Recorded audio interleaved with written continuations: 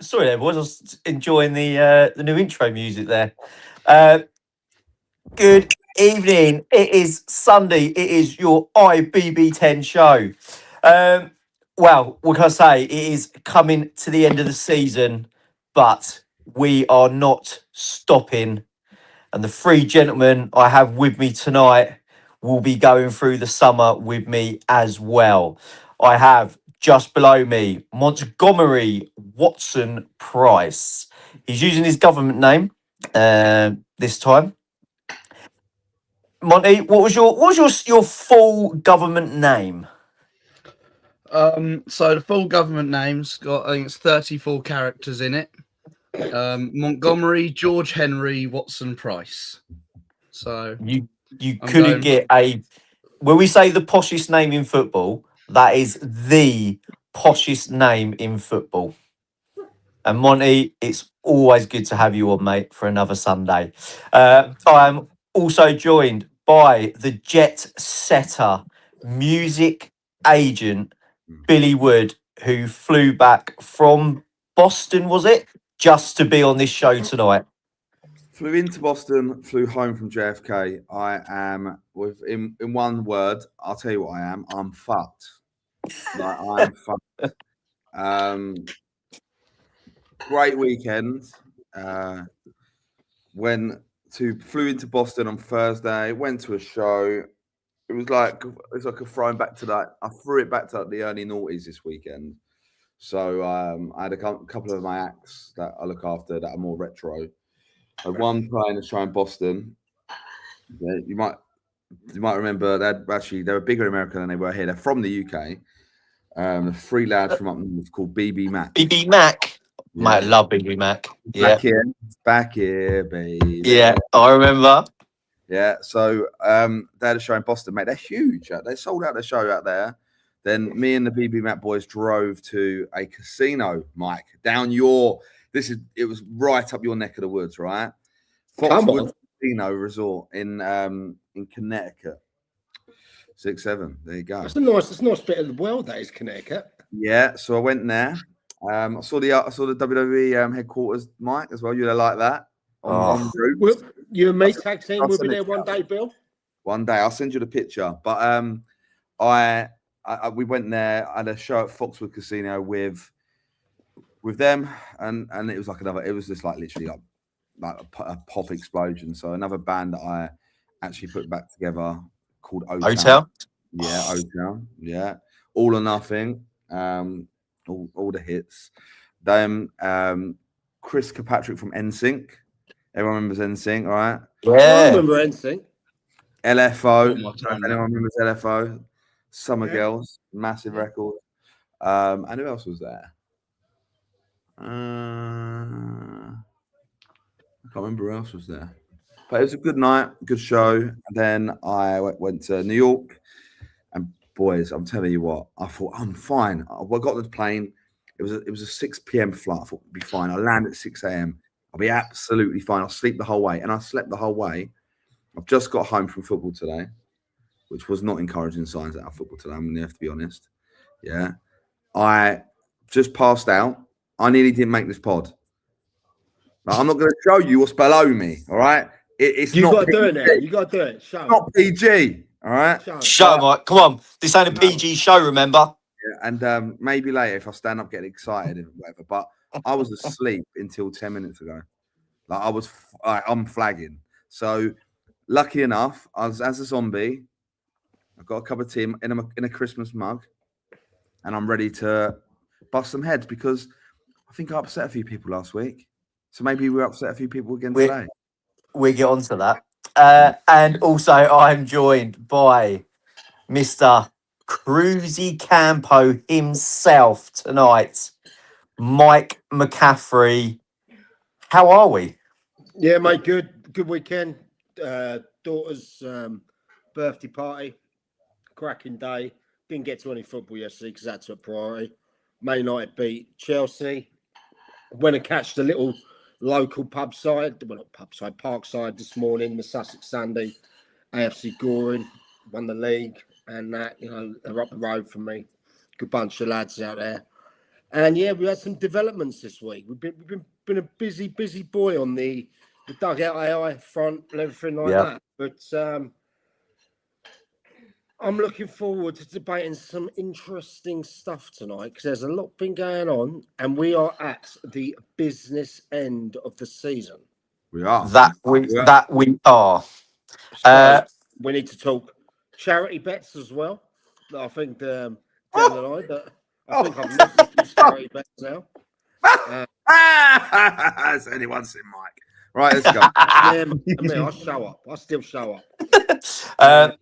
Yeah, and I've got four of these cold cruises to get me through. Mike. Oh yeah.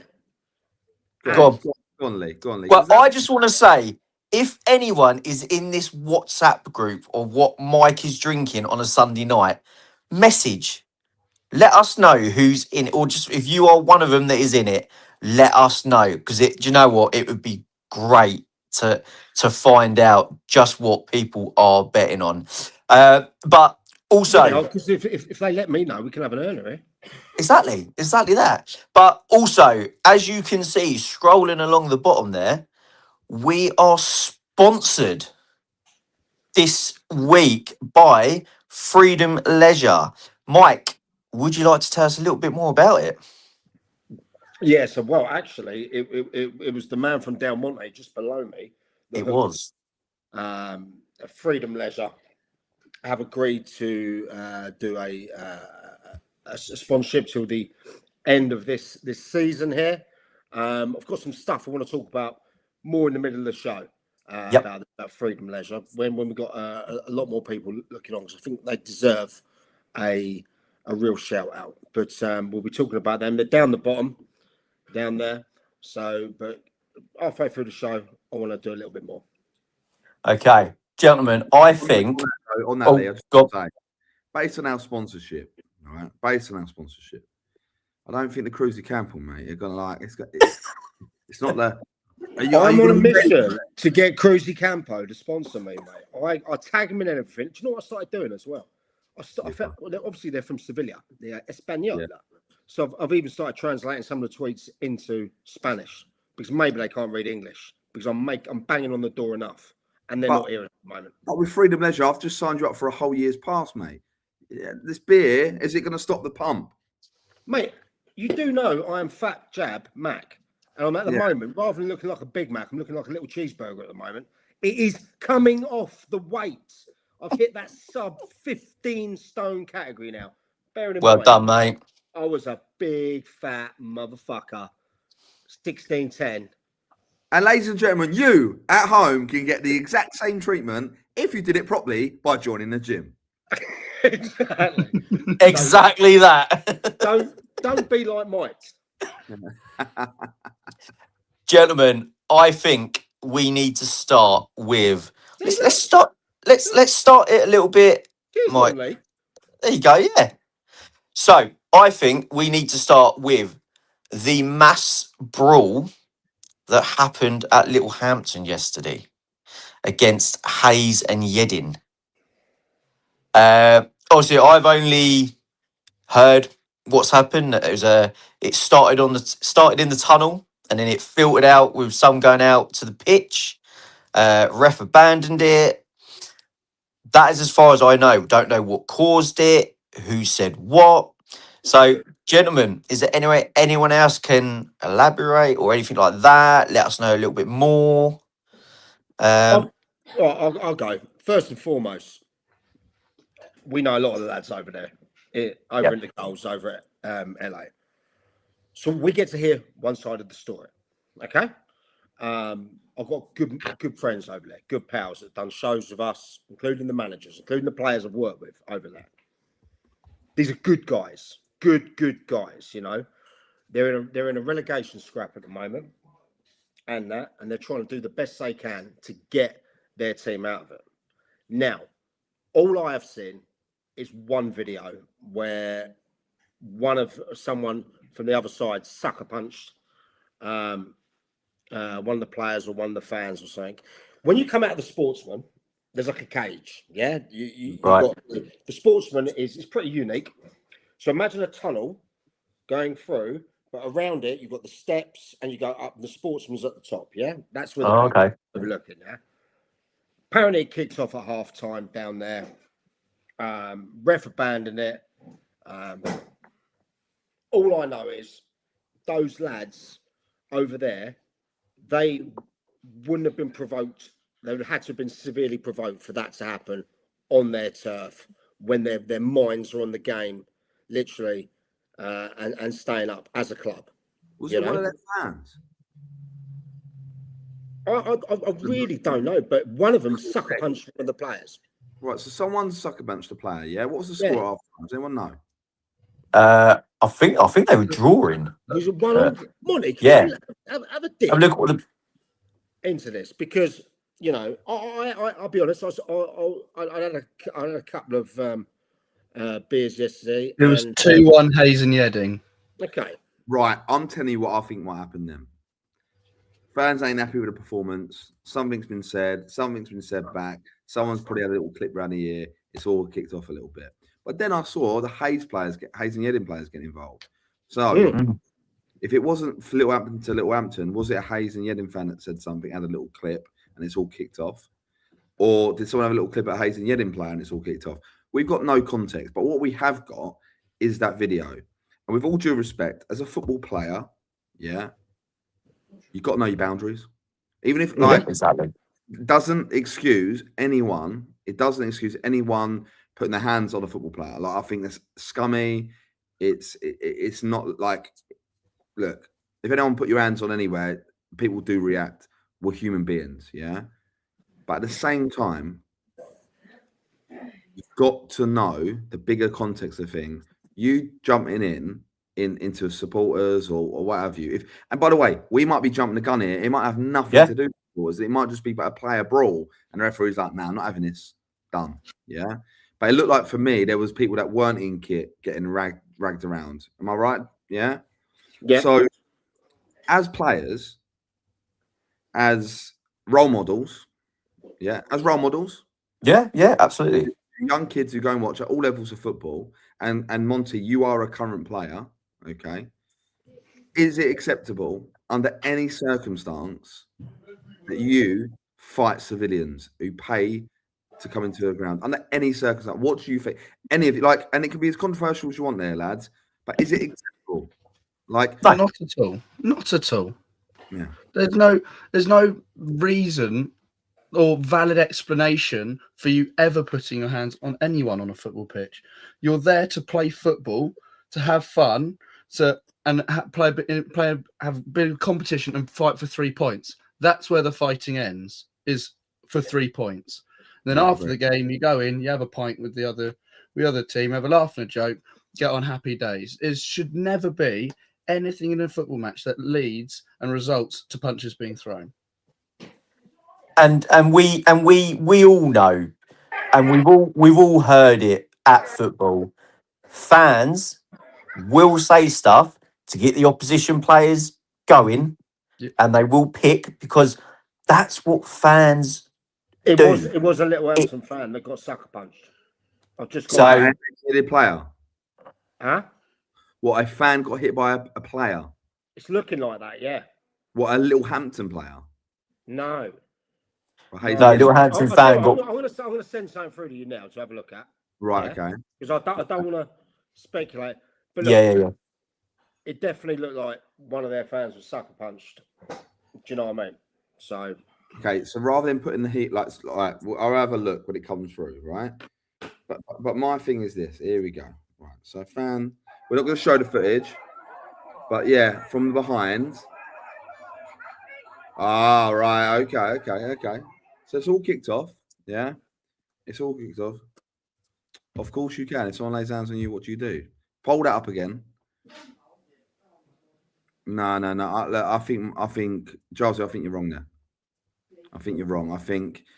Do I think anyone should lay anyone's hands on anyone? Absolutely not. But I think as a football player, there's got to be an element of self-defense, Bill. Self-defense, maybe. But then looking at that video, everyone's running in. Like, it's not self-defense if you're running into the trouble, is it? Yeah, do you know what I mean? Like, you can defend yourself reasonably, but but then when you're running after people, you're then being the aggressor. If, like, for example, say I'm walking down the tunnel. Let's just say, Mike, I'm number 10. I'm overweight, fat, which I am anyway. Yeah, but I'm number 10. I'm walking, and someone goes, "Oi, you, Billy Wood, you cunt," and I'll turn around and go, "Oh, yeah," and they hit me. Yeah, they just hit me because they're close enough to hit me. Yep. And I start fighting them back. That's not self-defense, is it? Self-defense is when you're getting. If they beat you first, Bill. No. That's an unprovoked attack. Oh no, and that's the sort of stuff. You've got to be there to defend yourself. But I understand what you're saying about chasing after and going on again. Yeah, but for example, I'm walking down, someone clocks me, yeah, and I go and fucking start having a ruck with them. That's not self-defense. That's having a fight, right? If someone's had a pop at me and they're jumping on me and I fucking put my arms up, I'm blocking them off, and I'll go down the tunnel and get away from it, yeah, that's self-defense. I've defended myself against further attacks. And I've got out of the danger. Yeah. Not if I'm jumping in having a fucking brawl. Not like, and I'm not being. That's not me being a pussy about it. I'm just saying. I just don't think. What bravado and all that bollocks. No, you're a football player or getting paid to do something.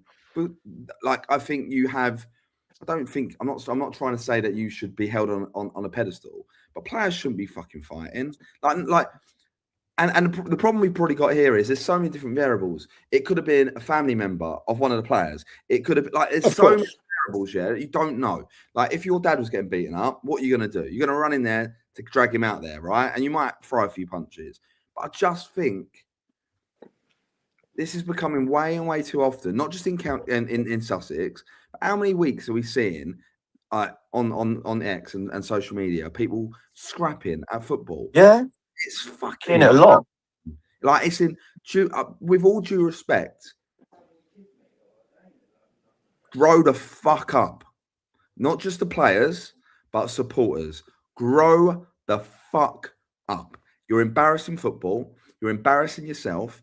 And if you're proving that you probably only have 3 brain cells to rub together, like between 400 or whatever you are, yeah. And it's pathetic. And if it was let's just say it was a Little Hampton fan who may have started, let's say he started it, Mike. We've been said they've been sucker punched, yeah? But let's just say they've drawn on a problem, yeah? Little Hampton have to review, and I don't care if that fan's a family member, a committee member, a chairman's son, whatever they are, yeah? And there might not be any of those. That's just me throwing some variables. Yeah. It should be banned from football. I just don't see why, with all due respect, step 4 football makes people do that. No, and have you seen what the outcome is today? No, sorry, I'm fucked. So no. I mean, yeah, no, to be fair, I don't. It's now been replayed on Tuesday. This Tuesday. Yes, I saw that. Yeah, at the Sportsman behind closed doors. So there's So like that. Like, I'm not saying it needs to go out in public, but something has massively happened, and to play it behind closed doors tells you everything. Yeah. Look, from my stance on it is from what I've seen, I've heard, and bearing in mind, let's get it right. I don't have links with the other club or anything like that. I don't, you know. So I've heard that happened. Fans got. There was a sucker punch going in there, and the team were gutted about it. I know the officials from the club were really gutted about it. You know, especially there's a couple of players that I had there that were playing as well. So, look, I think they made the right decision. I'm looking at the footage, and the number 7 from Little Hampton, yeah. He goes and jumps in and gets this number 10 who runs in there, throws the punches from number 10 from Hayes if that's the team. He gets him right in between. He doesn't throw any punches. He's holding the geezer back. Yeah, I saw that. I know the bit you're on about. Yeah. Looking at the Little Hampton players, just assessing it, it looks like, from my perspective, they're trying to pull them apart. They're trying to defend their turf and literally. And literally, Little Hampton from that, I don't look like they're windmilling in or getting involved. It looks like they're getting things out of the way. Yeah. Because shame on Hayes, mate. Shame that number 10, he runs like he's Linford Christie on acid. Yeah. Round the side, it's like he jumps up. Yeah. Ryan Lane Superman punches. Comes Yeah, over the top. and it looked, and to be fair, a little bit of a pussy punch anyway. It was a bit, yeah. Number 10, come on the pod. Embarrassing. Right. So away from that now. As Billy said, just near the beginning of the pod, this pod last week, from what we were talking about, and as we always say, this pod is just opinions. That's all it is. If you don't agree with our opinions, tell us. And if you say we're correct, we go and we will always find a solution. But Bill, Yeah. we this pod seemed to have set a few people last week. Yeah, it did. It did. And by the way, we don't set up to upset people. It's No. not a parody. This isn't us trying to put on an act. We are sometimes a bit forward about things. And I think there's some real soft people out there, right? Who don't like to be on the spotlight of what we do. And this podcast got labeled something, which is rubbish, by the way. I'm a bit anal in it, and I looked back and saw how much I've talked about one team, and the percentage of it is less than 5% across the whole pod. So they're talking shit, which is great. But that always comes from when people don't like what they don't like to hear. So if you're just I kind of want to paint a little picture. Paint a picture of life, right? Go on. And then I want to kind of break down a little bit. He does, Aaron. He does wear women's clothes, and I agree. And it's being retired. I said that. And batter him for it, please. Okay. And I've heard he's wearing that and that only to the playoff final. Nothing else. Flashing back. Watch out, boys. He's gonna get picked. He's gonna oh yeah. We always knew he's a flasher. So you meet me at the crossroads. Like I just want to be frank here. We have got friends. All of us have got friends in Sussex football. All of us. And obviously, I'm involved in a club. Monty's involved in the club. Monty's had some bad losses and been quite frank and open about those, and thrown his team, not his team, but even himself under the bus in that situation. I've thrown myself under the bus many times about situations on here. Also talked quite candidly about Hastings. Yeah. Just you're in the Southern combination. I'll still make my way, don't you worry. Coming for you. It's coming for you. But I've been really frank about the good and the bad at Hastings. Like really, really frank about it. And to the point where it might have upset people within. But that's the point of this pod, is to be transparent. Yeah. The reason why we are getting nearly 3,000 live listeners on a Sunday. And on Positive Podcasts and Successful Podcasts, I just want to give Trev and the guys a shout on the Wednesday pod for finishing in, what's it, number 8? Was it number 8 on the list? We've our podcast, we set up the SNLF podcast, which is Wednesdays on YouTube X, or the same thing. We came voted 8th nationally. Now we started that up just under 2 years ago, so I'm very proud of that. I'm very happy. Well done, mate. And but this is a totally different show. That is but we are positive. So I just want to say massive congratulations to Trev, Gav, yourself, and Chris on that. It's been a consistent podcast for a few years now, and you're getting your flowers. So congratulations, and thank you guys. And anyone posting on the or contribute to the Sussex scene, it's not we think we're gospel. There's always different takes to what we do, right? And what people think. Exactly. And they're different to us, we're different to them. But again, congratulations, guys. Massive congrats. Thank you, guys. So, going back to the point about us having friends and stuff, there's people that are our mates, and there's people that I get on with that I have battered on here and not fallen out with, but disagreed with, and we have text messages back and forth. There's other managers that have come forward in defence of other clubs and gone, Bill, I didn't think that was right, or this wasn't the right fact. And we've either corrected ourselves, or I've doubled down and told them why I believe that, and that's my opinion. And it's always been my opinion. It's always been respectful. Same when Mike says something a bit controversial, even Lee and Monty the same. And then on top of that, there's times where people really applaud it. Like we get so many praises for how open we are. Absolutely do, yeah. And I don't want us to change that. So there was a time, and we're going to talk about the bet we've had, because we did upset a club down in the Southern Combination, and we had a bet. I said that they would finish in the bottom three. Mike said no. Yeah, and we are, like, we do talk about. I think we do, and I think it's the best way to be. It's like, even myself, I fucking will absolutely throw myself on coals if the point makes sense. And if we're wrong, we get proven wrong as well, and that's fine as well. Am I right? Yeah, absolutely, mate. Yeah, I couldn't echo exactly what you said better. You know, this show is about opinions. An opinion is our opinion. It might not be the right one. Exactly. Sometimes it isn't. But what we do, we get people talking. Yeah. Yeah. If there's something out there, we'll discuss it. But if we're wrong, we will publicly say we're wrong. And we don't mind doing that at all. We don't mind doing that.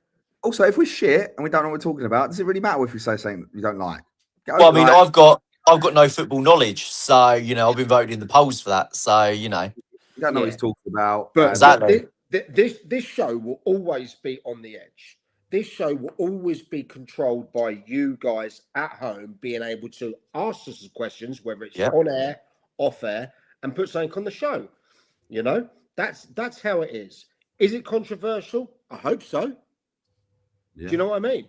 Yeah. Because we will talk about topics that others won't, but we will come with receipts. Okay. Okay. So we're gonna pull the curtain back, and again, probably upset people by pulling the curtain back. Last week, I was just like, announcing your new manager out. Now I've got the reasons. There's and I want to shine some good light on this. Not all negative. This is not all negative. We said Lockswood. They've just announced that the manager's staying, but they could get relegated. Is that rewarding failure? That was the question, right? That was the yes, it was. And I've had some dialogue with the manager there, and the reason who's a good guy. Who's a good guy, Ian? Yeah, he's not been horrible to me at all. Not at all. But I understand that there are people that are a bit on edge there. They were under the spotlight last year. Let's be frank, as a club. And again, circumstantial or not, finishing in the bottom three of the league below is it's not a good sign. Same as Lancing get relegated this year. It's not good. It's not great, is it? It's not job well done. They might have cleared things up off the pitch, but they've now suffered another. Like, we play football first and foremost, suffered another relegation. So that upset people. But what I wanted to do was be not double down on that, but say, look, finishing in the bottom three in that league is considered relegation. Whether you get relegated or not, you should not be relying on reprieves, Mike. You should not. And that should not be reprieves. There shouldn't be reprieves. I think it's rubbish. I think if you get reprieved, to live at and imagine if you go and win the league the following year, it's crap, right? And also there might be a team low in the league below that's ready to come up that are getting stifled because you've been reprieved. So we had a bet last week, but the bet's over. Technically not over. It's going into a really interesting last day. Right? So we're going to talk about the last day as well. But as far as I'm concerned, the bet was set. I said not top three. You said relegation. There, £100 that one, wasn't it? Yeah. Yep. So we're going to sort out one of Billy's many charities that he helps out. But also on top of that, I said that I'll do the match day sponsor. I'm going to do the match day sponsor anyway. Good. We'll do it anyway. Good. I like that. We're going to do it for the club anyway because and it's not going to I'm not going to put my face on it and whatever. It'll be a charity that I'll sponsor in behalf of, right? So for some exposure for a charity, we will also. What's that? I don't get it. I don't get it. Who they lose to? So, like, for example, I look at it like this: they are still not going to. If they win, Oak would lose, and there's a 11-goal swing. And You say that, Mike. It's not happening. What if they win 5-0 away at Uckfield, and then Oak would lose 6-0 to Infinity? No. They're not going to. It's No, not I that don't. crazy Not when you happening. put it like that.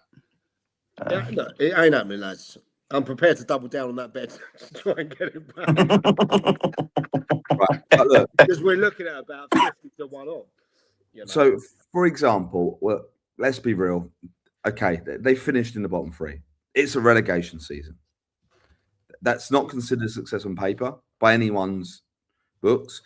However, there has been things that they've had to stabilise off the pitch, from what I understand. Yes, Correct. Correct. Yep.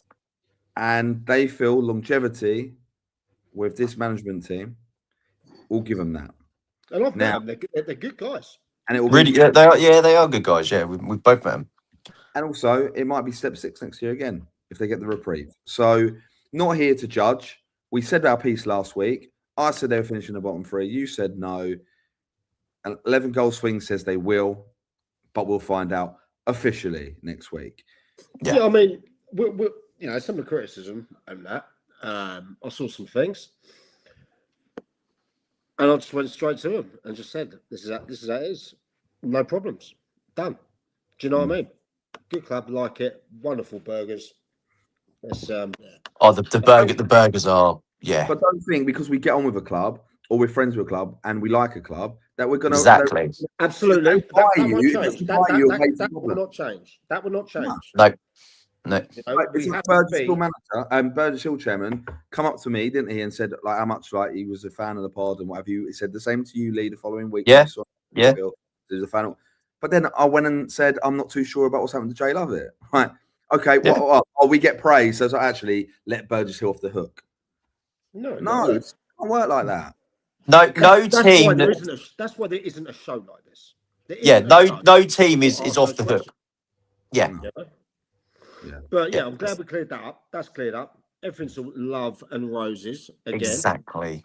Probably not. I'm probably going to get another message. We get another blowback. I can't believe you brought it up.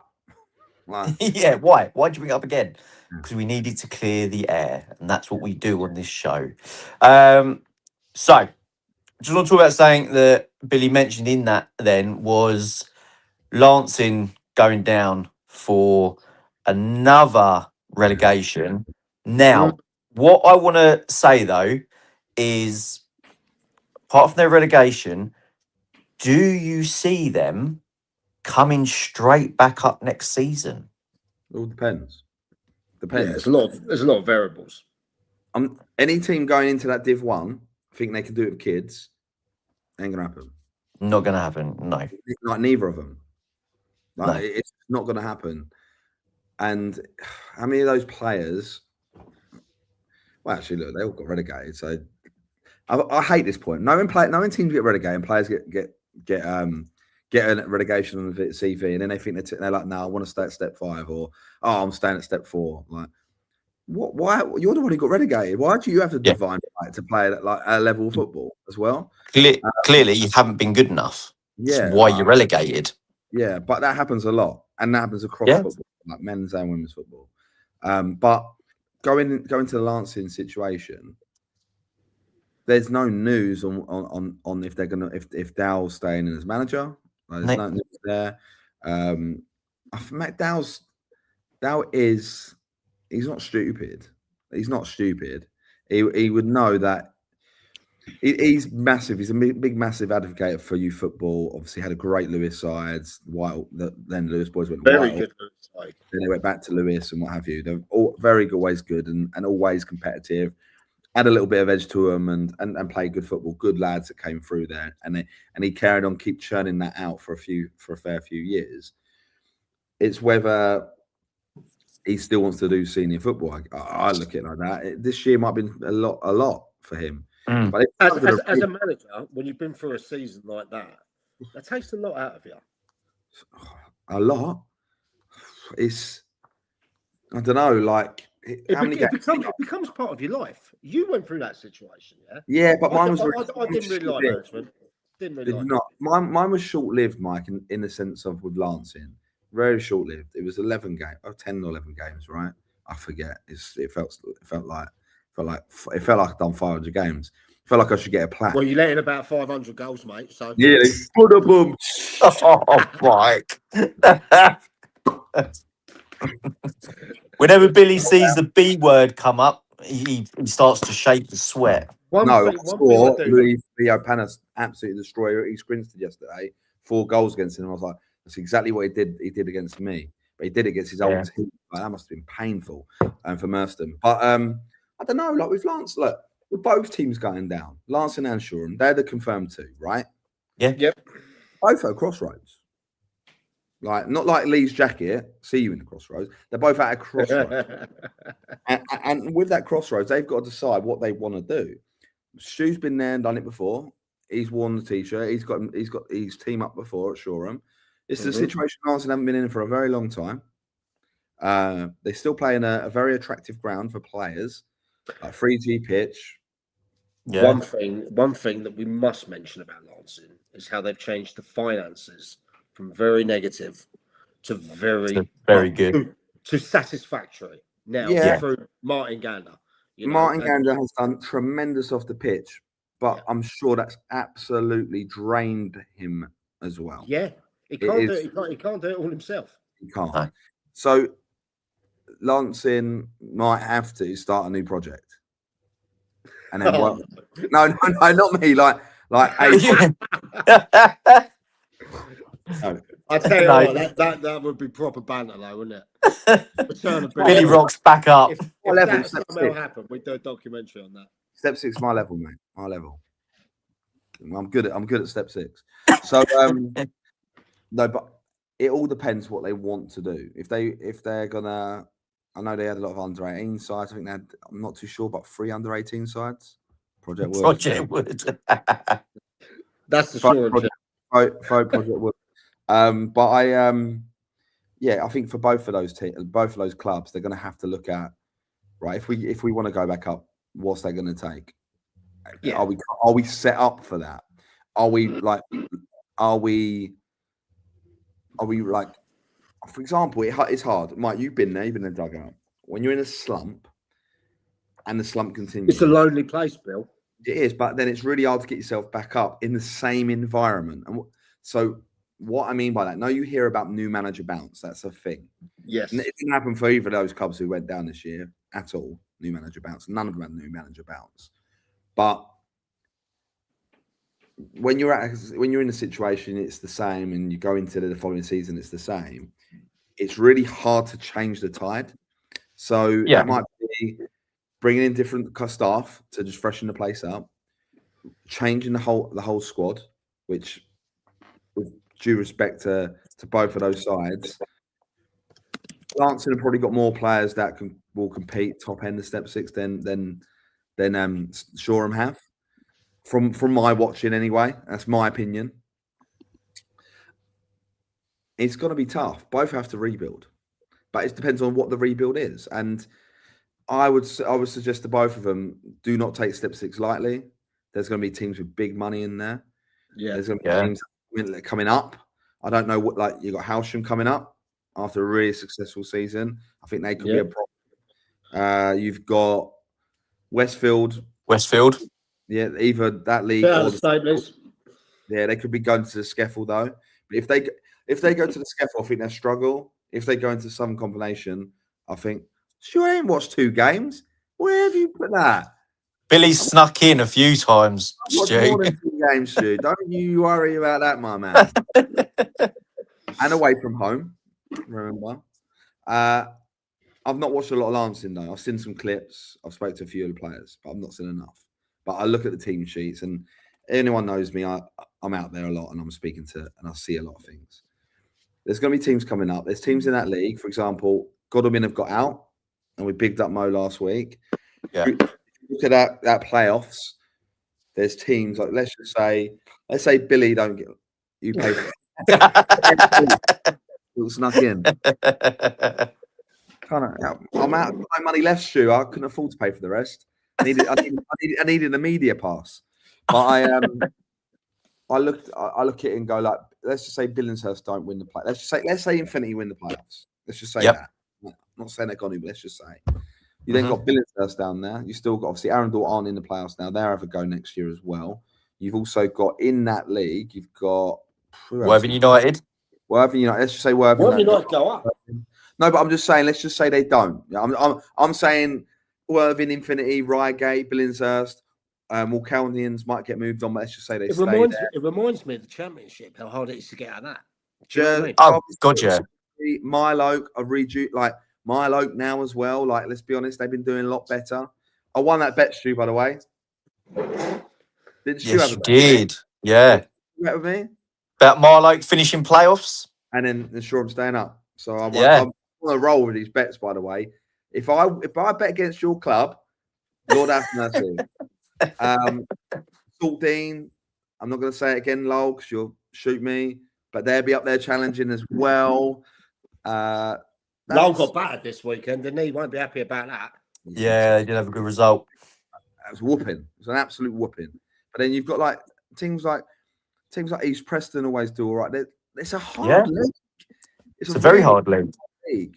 You only have to look at for example, between the playoffs, so between Billinghurst and Jarvis Brook, it's only 9 points. And Chelsea 9 points. Milo, it's only 13 points. That's not a lot, really. So your top 10, 11 are really, really tight. Yeah, so 100%. Just what you said, that Jarvis Brook, they've done well this year. Yeah, really well. 100%. Come up, competed, and they've come up from the Div 2 rather than coming in from the Mid Sussex, and they've done all right, haven't they? They've done all right. Talking about that league, just got to give Stefan Arnos a shout out. Kept a clean sheet for Ring Me yesterday. They kept themselves up. Was that one clean sheet in 20? Big He doesn't know. He doesn't know how to use his washing machine. That one, that's for sure. it's never clean. But I heard. So I saw it on social media that Barry, I'll talk about that in a sec. Yeah, come back onto that. Can you pin that later for us, because we're definitely yeah. Tommy kept bringing her up first year in that level. Well done. I've seen the footage of their centre half trying to celebrate and he broke his arm. He popped his shoulder.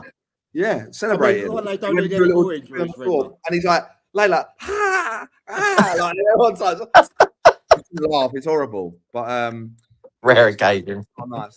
But thankfully, the physio was in the room when it happened. Well, that's all right then. Right. Can I just jump in quickly? Because I've got a little bit of breaking news. Oh. And I want to thank Dave from Crawley Down Gatwick for letting us announce this before they've even announced it on their socials. It's going live on their socials in 15 minutes. Go for it, Mike. We are proud and excited to announce that Martin Benatar has agreed to stay on as manager on a permanent basis. Martin's input has been pivotal all season, and he has steered the club through some of the difficult periods over the last couple of months, ensuring our survival in the SEFL Premier Division. Martin's beliefs align with our one club ethos, and his warmth, honesty, and wealth of knowledge have steadied the ship. We're excited to see where the journey will take us next season. The Anvils family. That was from Dave Connor, chairman of Crawley Down Gatwick. Dave, my boy, thank you for letting us say that. I want to say thank you, mate. Martin, great club up there. You know, tough conditions they work under. And, you know, he did steady the ship. He did keep Crawley Down Gatwick up where they should be. And I really hope this is the start of something good for them.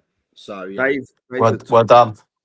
Dave's the top guy, right? So, like me and Dave actually crossed paths in the women's game with the Crawley Wasps situation merging into Hayward Heath. And Dave's a great guy. He's done fantastic things at Crawley Down Gatwick. Probably would have been a bit disappointed the situation they're in this year. Probably been disappointed with that. But the guy's come in, done the job. He's made the decision that he's gone with his heart on it. With a bit of kind of nous to it, because the guy's done a good job. And hopefully they can take that into the new season. Yeah, I do as well. But yeah, and just want to say thanks once again for the trust in letting us do that. You know the protocol. Normally they announce it on the normal channels, but he's been a supporter from day one. So long may it continue. Thank you, Dave. Good luck to call it down with Gatwick, and good luck good to luck. Mike for the rest of the season. No, good. Absolutely, good luck. And on a note of praise, I just want to just say well done to Dale at Reigate as well for getting into the not creep, but getting into the playoffs this season. And who I didn't think they were going to knows? do it. I'm No, telling you, they were. I'm telling you, I was not like I played the second game. Like, so when they came up last year, they didn't come up through. They finished like fourth or whatever in the league because the other teams couldn't go up, and they got put up like well, yeah, we'll talk about that, Beth. We'll 100%. But First queen of the dugout, Beth. she was, and I've said to you, I really enjoyed that one as well. It's really nice seeing how people come into football outside of football. But talking about Reigate Priory, they came up and they played us, and it was a real tough game for them. But they showed real fight in that game. I think we blitzed it, but they gave us a little bit of a scare by getting a couple of goals back. It just showed a bit of bollocks about them. And I remember speaking to them there and said, look this year, I'm sure this year will be a big learning curve for you, but like, keep fighting a good fight, and I'm sure something good will come of it. Look what they've done this year. Yeah, exactly. Yeah, I think what Coach Wyatt, Aaron, all the boys over there have done a fantastic job. We know every player has to get sponsorship as well, by the way. Yes, I was just about to say that. Yeah. These guys ain't charging a $1 a game or something like that. These guys have to literally either get sponsored or they pay match fees. Yeah. And the club as a whole service, I think when I spoke to Dale, it's around 1,000, kids or something like that. He said on the pod to us here that it's around about 1,000. I'm not sure about the shirt colours though. It does something to my eyes. I really like the shirt. That's what I said to Aaron. I said enjoy it. I said enjoy this season. Be like Priory. I see it there. Be Priory. Be president. I like. I did listen to Aaron. I said to him, I said, just enjoy it. Every moment, enjoy it. When you get beat, take your beatings when you get them, but learn from them and just enjoy it. And they were rather pay £5 clubs. No, everyone rather gets a ready. We'll come to him. We'll come to him in a minute. Come on, the readies are coming. We'll come to him in a minute. I've got something to say. But with regards to kind of their thing, I watched them play. I've watched I think 2 of their games this year, and my man Brian, who went there later on the season, Big BT, he sent me some bits as well because he always does, and they're really refreshing and on the eye attacking wise. Reigate Priory, they really do go at it and they have a go, and it's really interesting. And I was just, Mo, you just taken the words out of my mouth. He's like a prophet. He sees the future. What do you reckon he got nicked for that picture to be taken? It must have been something. Must be something. It's upside down. Is the picture upside down? I'll be seeing Mo on Saturday as well, because I'm going to be going to the Worthing United Godalming game, so it'd be good to have a catch up with him and see the Worthing United boys as well. So just quick, your guy Sayers, then when he said about the £5 subs fees, whatever it was. Guys, a Rolls Royce player. What we saw Sazzy this week when Rustington really took apart Howsham in the cup final. Yeah, we'll have a bit of mention of that later, but we were there. Great game. Well, great one-sided game, to be fair. Yeah, he did say to me as well. He dropped me a message and he did say, "Will I be getting a mention?" I went, "Don't you worry. Sunday coming up, you'll get a mention, my friend." Wait, hold on. They didn't play Howsham, did they? It was TD Shipley. Oh, sorry, it was Shipley. Yeah, so apologies, Howsham. It was TD Shipley. There's one thing that's reminded me about the Crawley Down thing. Just go back there. Go on then. Shoreham played Crawley down a couple of weeks ago. Last week. And one of the great supporters of the show, Luca Slaney. Silence, yeah. He had a problem after the game. He's currently laid up. Respiratory problem. It was a pretty, shocking thing. He was, literally went down, couldn't breathe, took to A&E, and that he now can't play for the rest of the season. Not that there's, it's the right decision because there's nothing to play for, but sort of wish Lucas Slaney a big and speedy recovery because he's a diamond of a player. He really is. Well, I can say I love seeing the fact that he's back playing at Shoreham with his old man at the helm there. Although his old man at the helm needs a bit of Billy's advice on the music because the stuff they're putting out pre-match. I mean, it was like an acid trip in the 80s, mate. I tell you. Well, you say that I did just go to America for a Pop 2000 tour. So mate, I tell you what, these songs were played when you were a sperm in your dad's sack, mate. Really? They were that old, I tell you. So well, we have to change that. But shout out Lucas Slaney and get well soon, buddy. Well, I can say I saw Stu today because he asked me to come down to Shoreham because there was a charity event going on, and well, he wanted a YouTuber, mate, not a podcaster. But no, Luke was there, and yeah, I was talking to him, and he looked really good back on. I think he's a fantastic player. And when I mentioned earlier about a few players that you kind of would build around, I think if he doesn't get nicked by someone else, and I know it's easier because his old man's there, but if he has left, so he's one that they need to keep, in my opinion. Yeah. Monty, welcome to the show, mate. How are you? Mon, let's while we've got you here for the moment, as I know you're a busy guy, let's talk about your final home game at the magnificent Theatre of Trees. Tell us, mate. Talk to us. Well, big crowd, by the way. Are they real specs, by the way, mate? Because they're big, those specs. Yeah, real glasses. I want to get mine in a minute. Blind as a bat. But yeah, great game. I don't know how many people we had in attendance. Didn't look like there were many. But that's positive. Genuinely the most enjoyable game of football I've played in for a long time. I heard you reduced them to maybe a shot or two on target. They had 2 shots. One was a direct free kick, and the other one was a direct free kick from 35 yards out, and the other one was a shot from the touchline, which I think was a cross, which he got wrong. That was it. That's all they got. We played some absolutely brilliant football. I've never. He's like Clark Kent, isn't he? I've never passed the balls. Oh, it's frozen like Clark Kent. We don't have any supporters. We've got the committee. That's as far as our support. Fans. That's as far as our support goes. A lot though. The Roffey faithful went wild.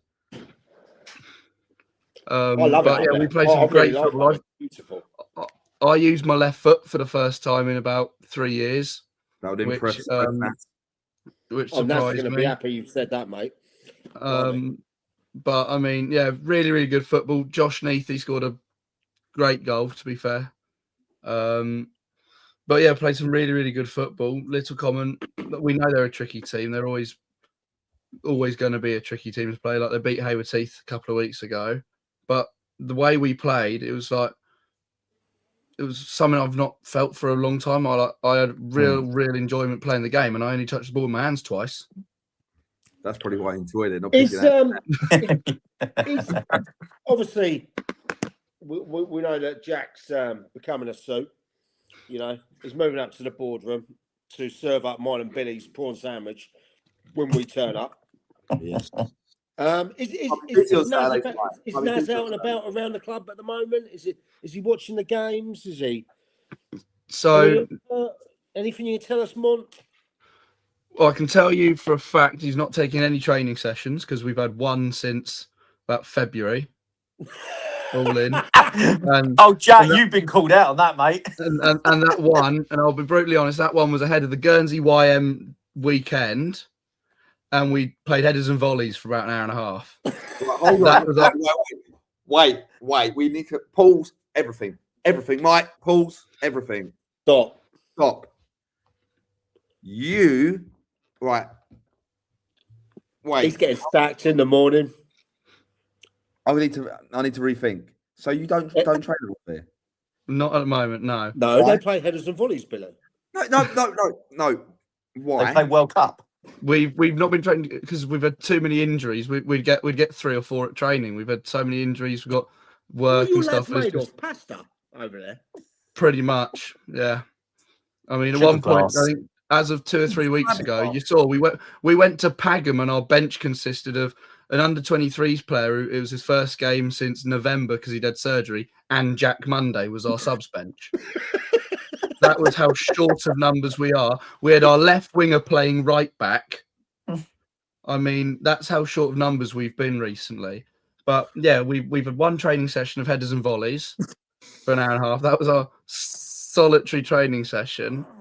But Naz, yeah, he came in before the game yesterday, did 2 or 3 minutes of just not basic instructions. Oh yeah, Wembley knockouts as well, Beth. Funny enough, Wembley knockouts was won by Jack Monday. What's the prize? Wait. I thought Naz was taking the reins next year. He's taking team talks already. He did 2 minutes of just like basic stuff, and then he's always up in the tower. You know, Roffy, we've got the little. We know the tower, Mike.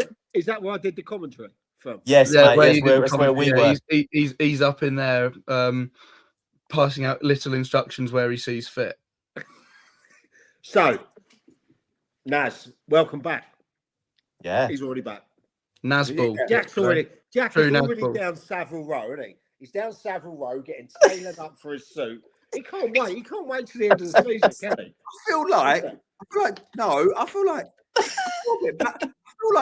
bad. I feel like obviously it's not like this, but I feel like Jack's just manager's come in and having his team while he's watching. Do you know what I mean?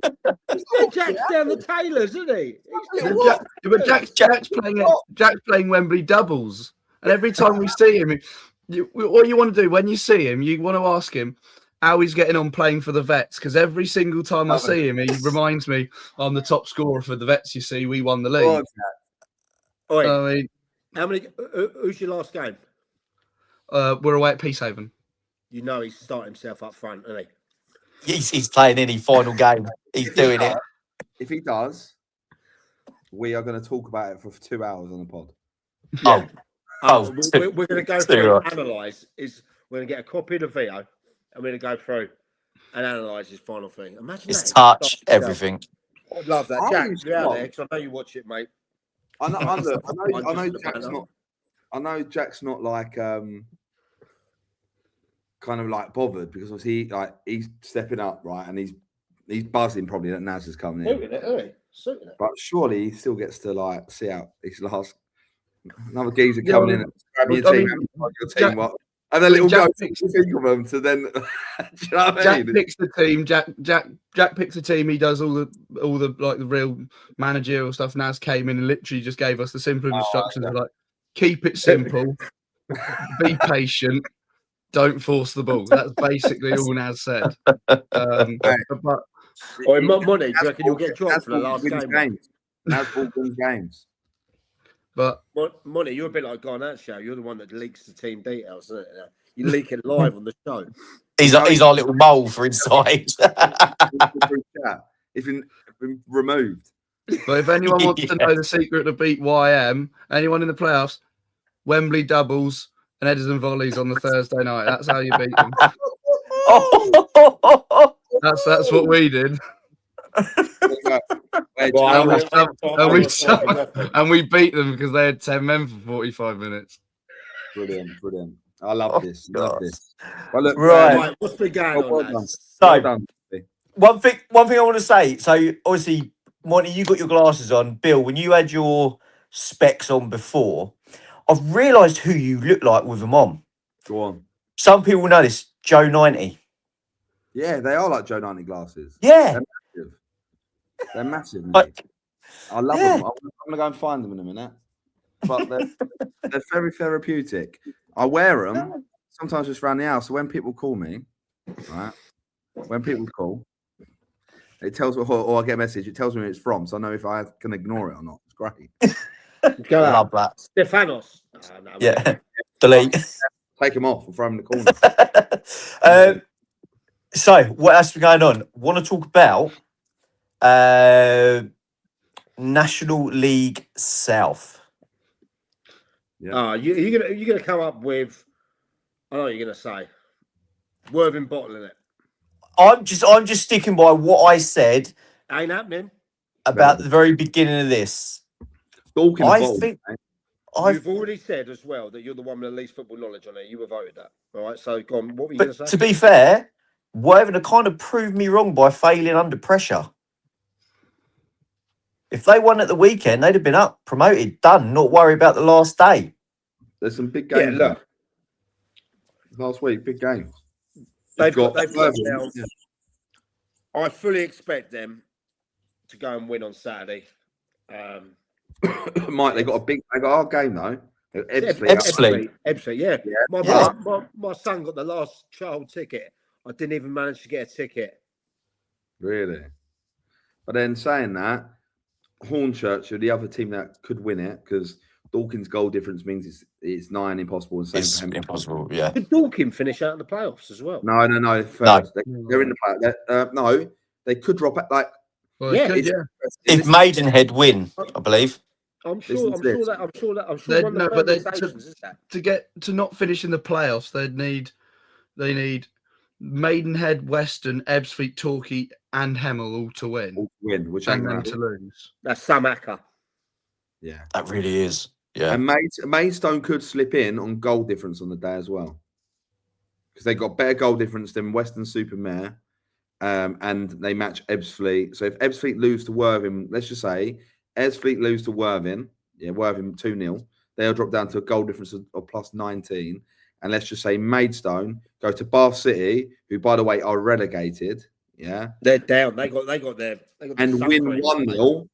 They would finish higher than them. And if Maidenhead don't win, they would sneak in. So it's really tight.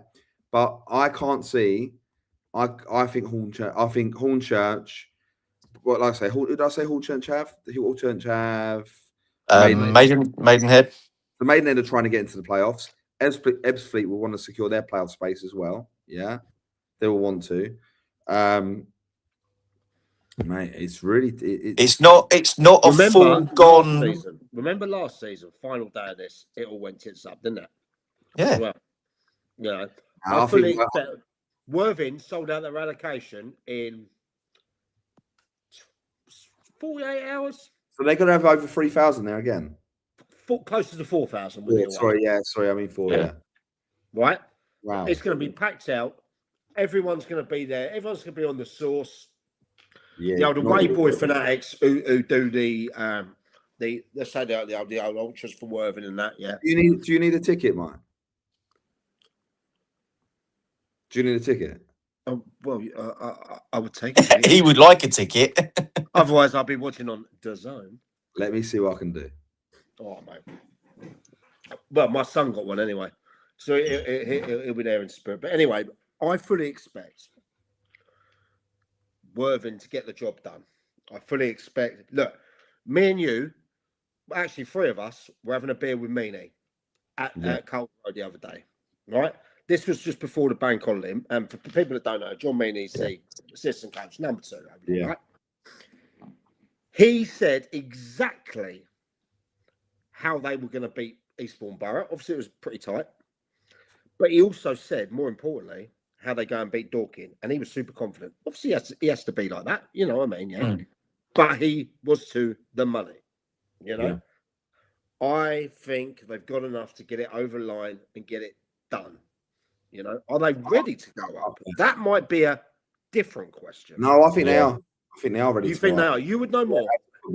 As a football club, I think they're more than ready to go up. I know they're looking for a new COO. I don't need the job, so I'm not applying. But they off the field. Look, things can always be better. You always hear the rumors. You hear are always the bad side of things. You never really always hear about the good things. Exactly. Yeah. My perspective is we're having a very well ran side. It was, I think the guys that do the Football Money podcast put up their account saying that they owed there's a loan for over £1 million, but that's 1.2 with it or something like that. Yeah, that's nothing for redevelopment of a ground. Absolutely nothing, and it's all manageable. Investment into an asset. Yeah, exactly. Yeah. And then on top of that, Hinch is a top manager. He's a top National League manager, in my opinion. Number one, right? Agreed. John Meany is a trophy winner. He wins things. He's local. He is from Worthing. Well, even like with Hinch, with the family, like it's all West Sussex based, right? And you look at that, and you can't commend it enough. You can't commend it enough. I would love to see Worthing get promoted. So I would love to see it. A club and then maybe it won't be straight away, but who's to say that Worthing in 2-3 years' time might be a League Two side? Yeah, it can happen. You look at it, the thing that concerns me about that is you look at Rochdale and you look at York, both on over 100 points, and only one to go up. Yeah, I think that really needs to be looked at. But possibly, Bill. They're working on that, aren't they? The 3 up, 3 down thing. So I think it's how it should be, though. I mean, it should be. If the Premier League Championship can do it, why can't all the other? Because turkeys don't vote for Christmas League, and also the Premier League. I like that. That's good. But I don't. And also, the Premier League used to be 4 that went down. By the way, there was years where they tried to make it smaller and they sent 4 down. So it's about tightening things up. No one wants to. If you're in league, also, it's been a proven fact.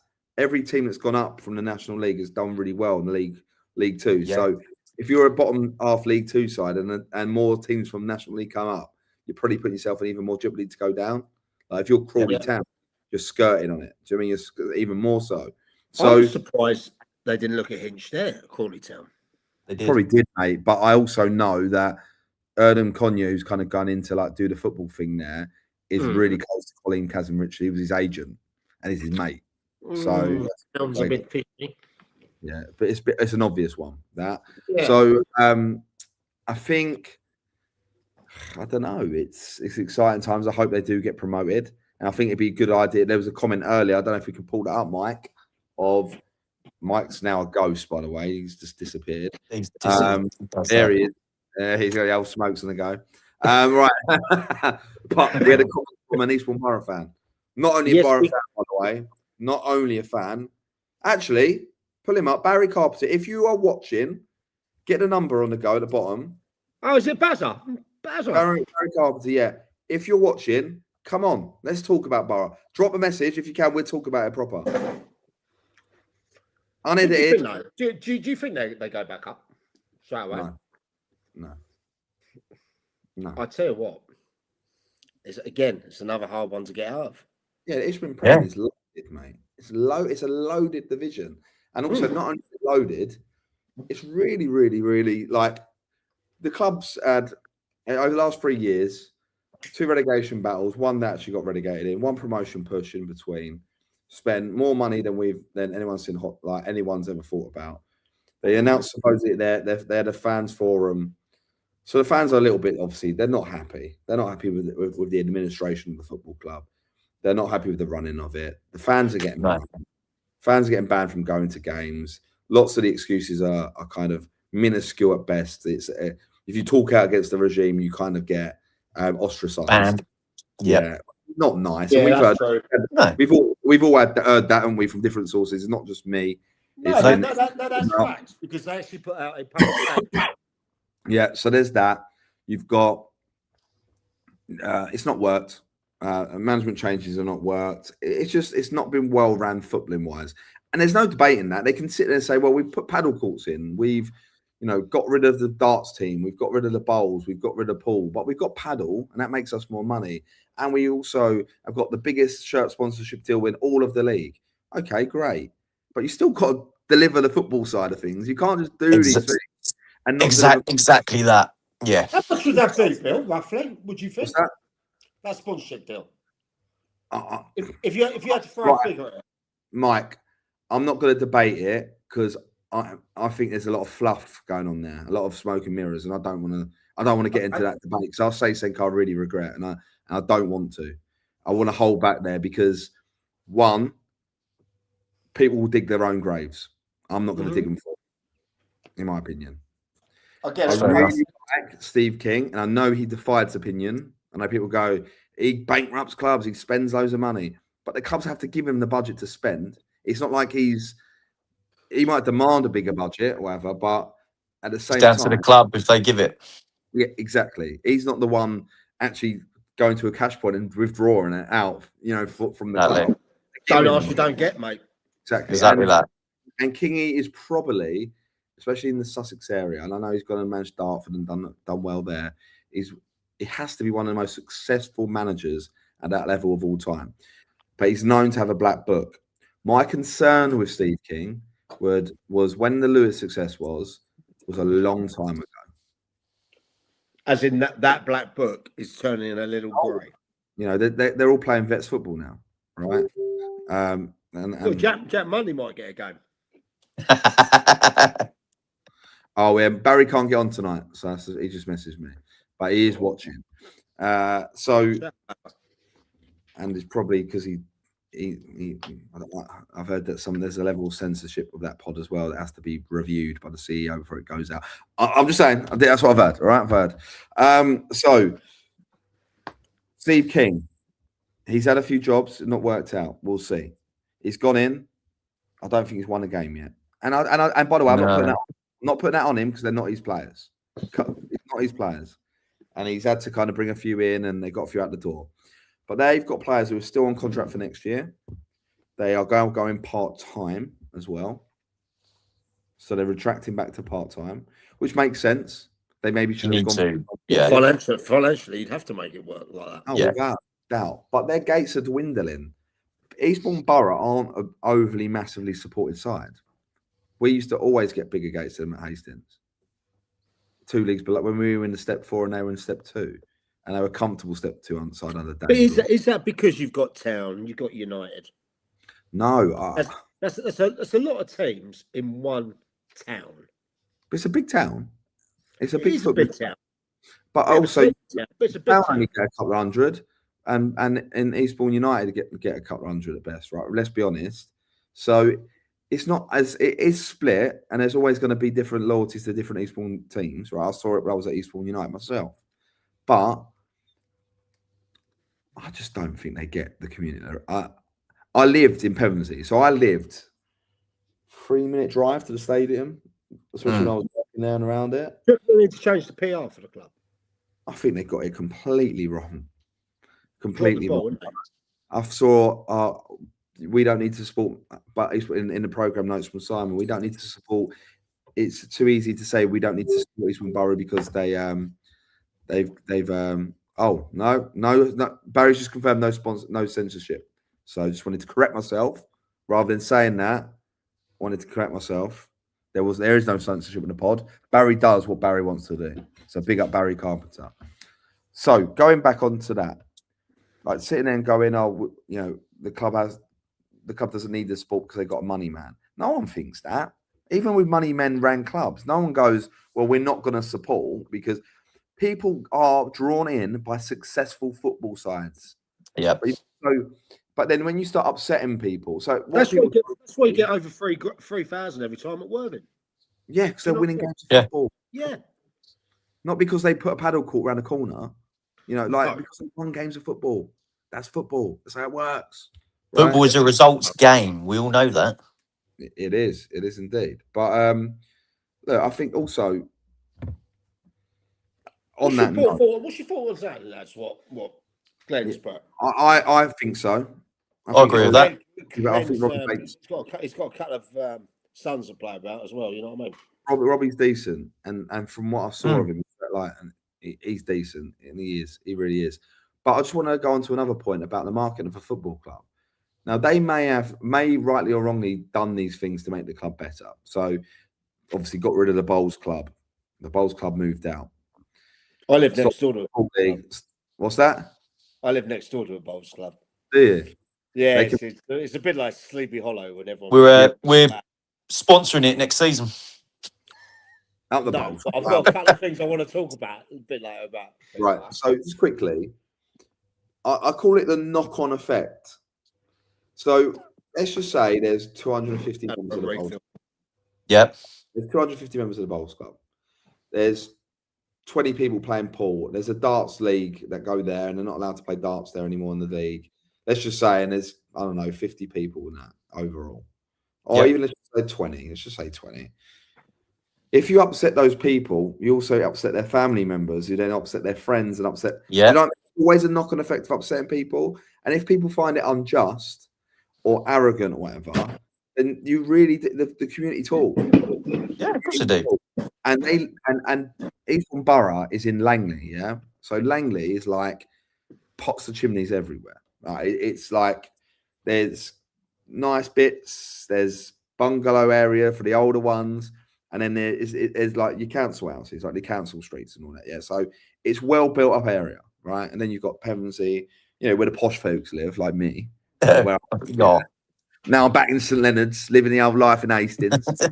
You know, you've got all these kind of like areas around it, and I think if you don't entice them or want them to be, or make them want to be part of it, then they're just not going to be part of it. So if you upset family members, you give them a reason to hate you. Now, you're not always going to make popular decisions, and you can't have a go at Eastbourne Borough for making decisions that may affect their business in a financially better way. But sometimes your delivery on how you do it, or the integrity in how you do it, will have a long-term effect. What Simon's now finding, he's probably hitting his head against the wall because I can't understand it. I've put all this money in. I've got really good investors around me. They've put money in. I've now got to report to them that they spent all this money in what I've done, and we've not got any closer to the Football League. We're now further away. We just got relegated. We're doing all this social media stuff. We got 100 million trillion views on this, and we've now got 100,000 subscribers, Instagram followers, or whatever.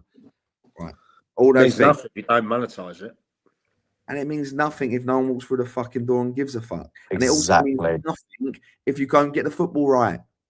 So, if I was them, they need to assess the footballing decisions from the boardroom, and they need to assess whether those decisions are leading to success. Because the truth of the matter is, they're not. No. That's why they got relegated. But absolutely. Now, before we get on to the next topic, I'd like to personally thank Freedom Leisure for agreeing to sponsor the next 4 shows. You know, they took a leap of faith with us. Shout out Josh Wheeler, Billy and the boys for also helping it out. But for people that don't know about Freedom Leisure, okay, Freedom Leisure, based in Bexhill, is a Sussex-based not-for-profit charitable trust on a mission to improve lives through leisure, gym, pool, classes, and even soft play for the kids. They've got a brilliant team led by Bobby Deegan down there, down at Bexhill Leisure Centre on Down Road. So give them a call if you fancy it. I'll stick the link in the bio, and we're gonna tweet out some marketing for them as well. Just want to say thank you to Freedom Leisure. Thanks to Bill as well for making that happen. absolutely, really, yeah. You know, put in there. We're going to be putting up on the socials what they do. So if you're in that area, please go and have a look. Support them. They're supporting us. There's more about them. We're going to put it through all our channels. So thank you, Josh Wheeler, the boys down at Freedom Leisure. Absolute legends. Really is. They do great things down there. Really, really do. Yeah, Right, thank you, boys. thank you guys. Right, so I think it's something we need to talk about because it is going to go down to the final weekend, and that is who is taking that title, Stenning or Haywards Heath? Let's start because he's been resting that voice tonight. Monty, where are you going with who's taking it on the final day? Let's get the fixtures up as well. Let's have a little Yeah. look. If you've got Both the away In the from home. Dugout app, check them out. Right, Both away from home. they're both away from home. Neither will be lifting the trophy in front of home. Where's the trophy going to go? We don't know, do we? Oh, It'll actually, stay somewhere, but it'll Is it going to probably be have one to of go those ones towards where they Seaford, stick the won't it? trophy in a lay-by? Do you know what they do that on the Prem days, didn't they?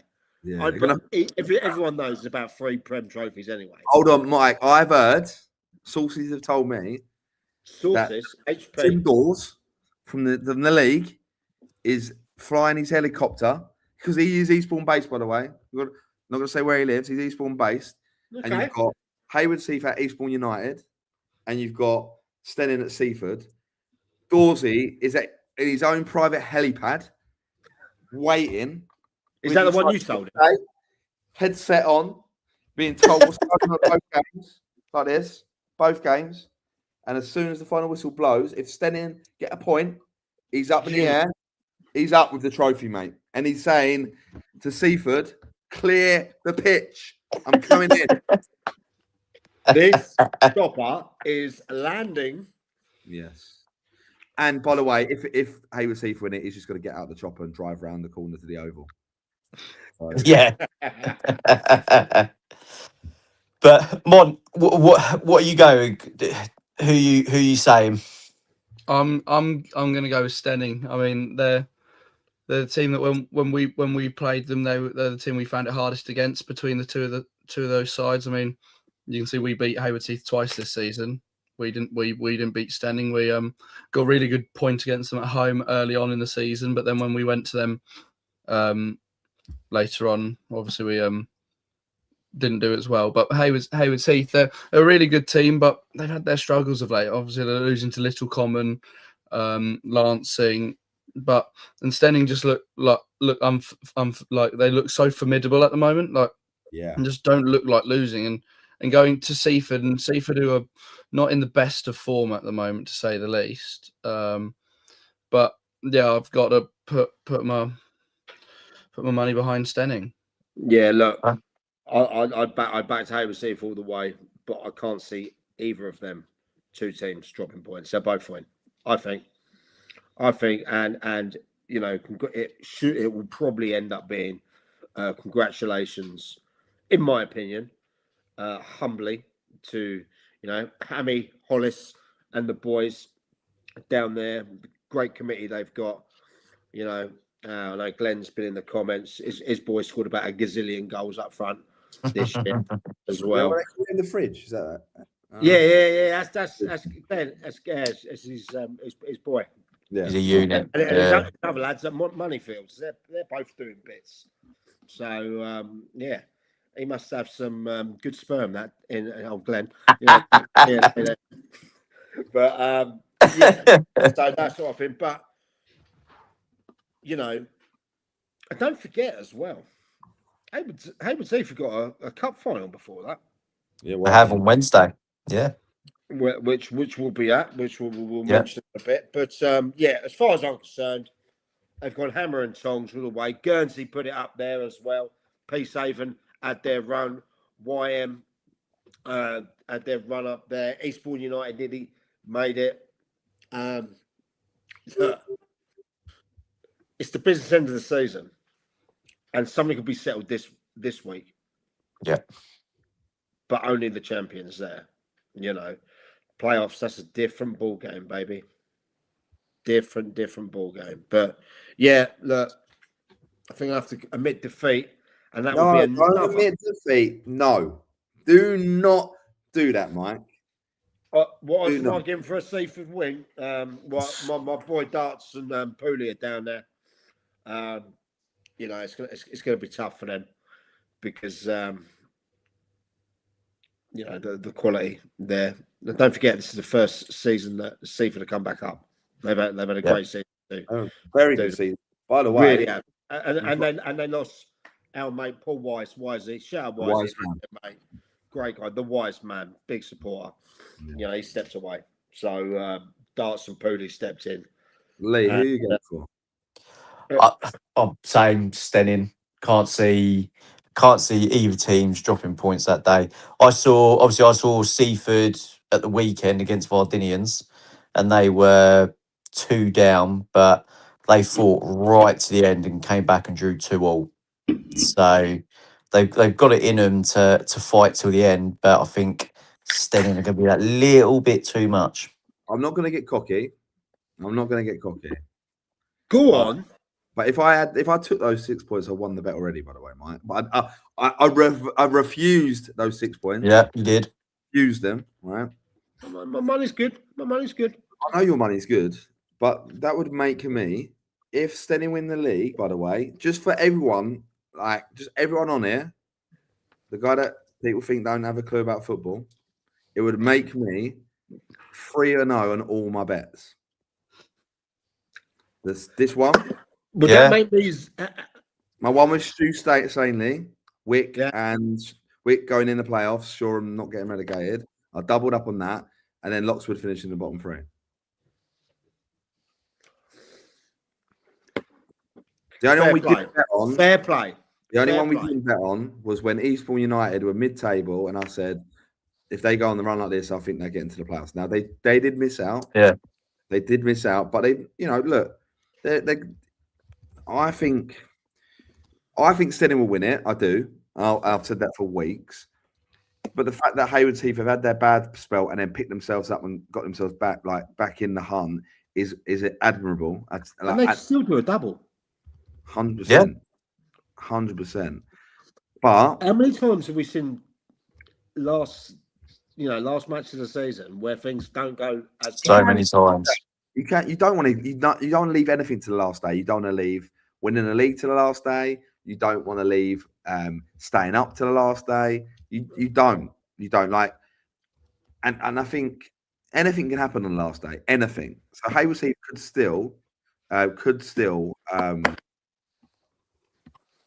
could easily still nick this. Yeah. Oh, sure. Your bet's done, mate.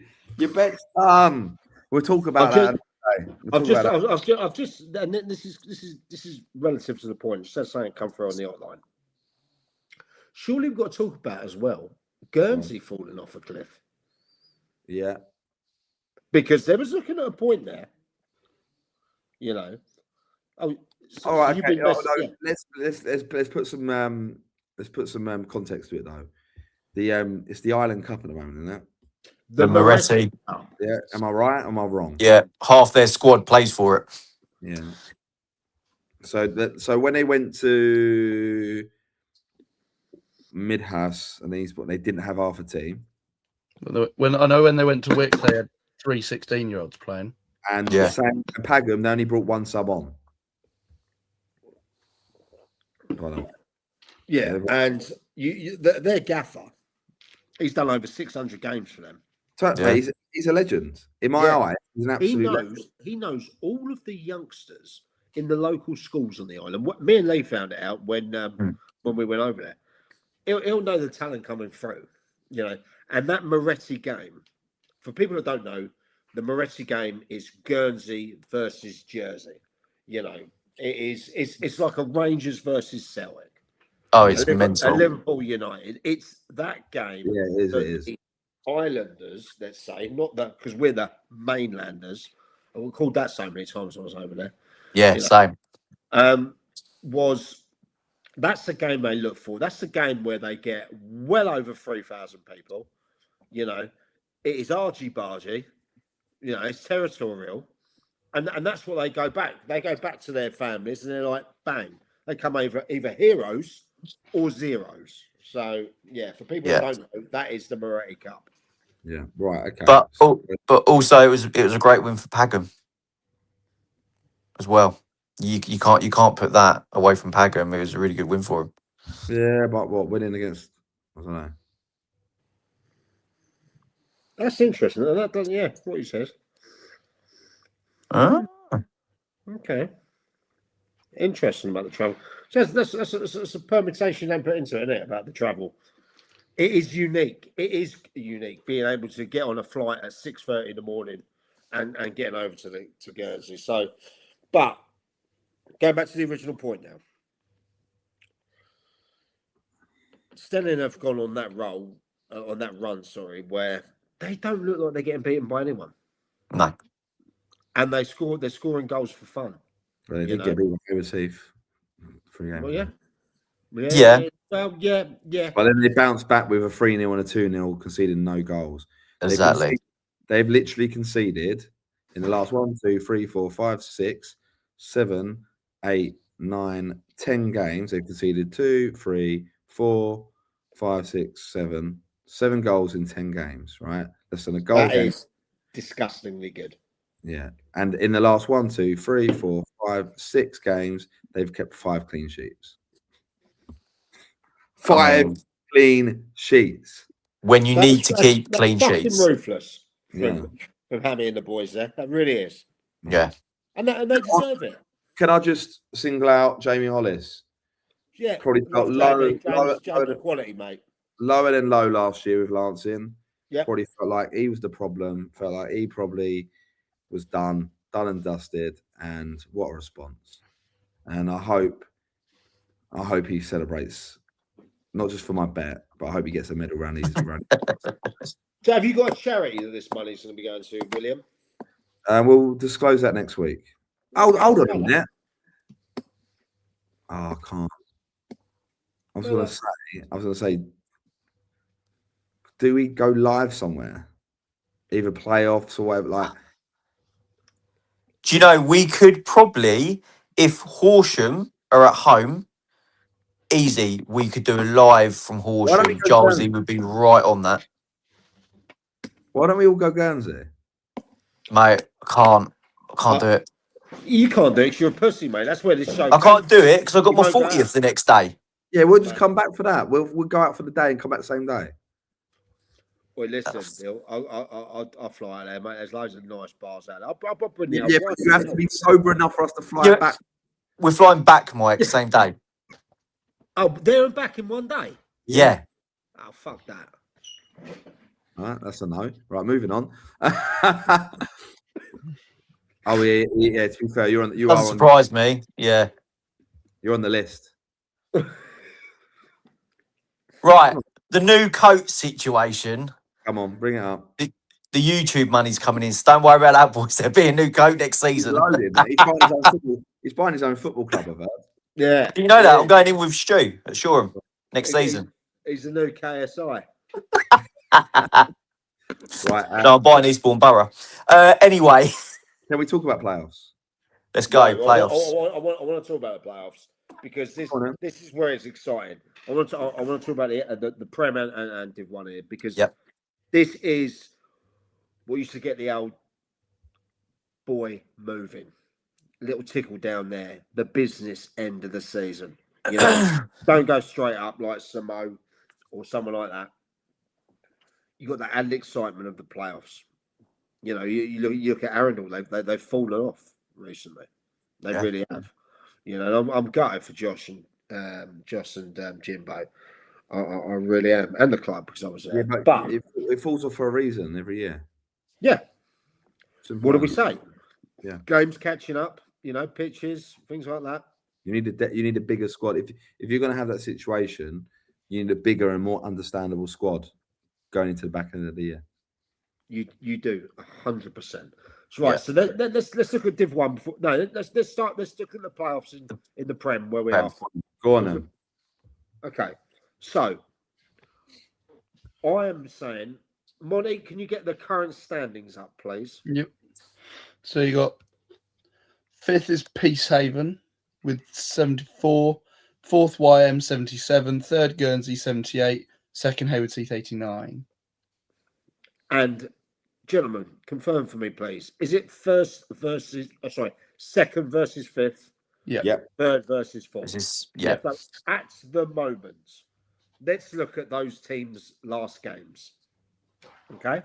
Mike, rather than bothering you too much on it, yeah. The truth of the matter is the only change that could happen is if Guernsey lose, YM win. YM win. Right. That's the only change. That's the only change, yeah. Okay.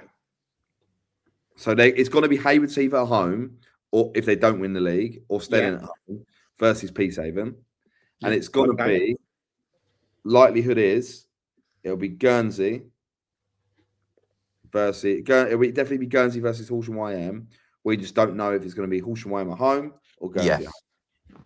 Right. That's and that is actually massive. Yep. Huge. That's huge. Yeah. You go to Guernsey. For that playoff there, they're bringing 1,200 at least. You know, YM have already beat them away. But if you go to if YM at home, they're not bringing 1,200. Okay. So let's have a look. Right. Let's now to the sales. Then who are we saying?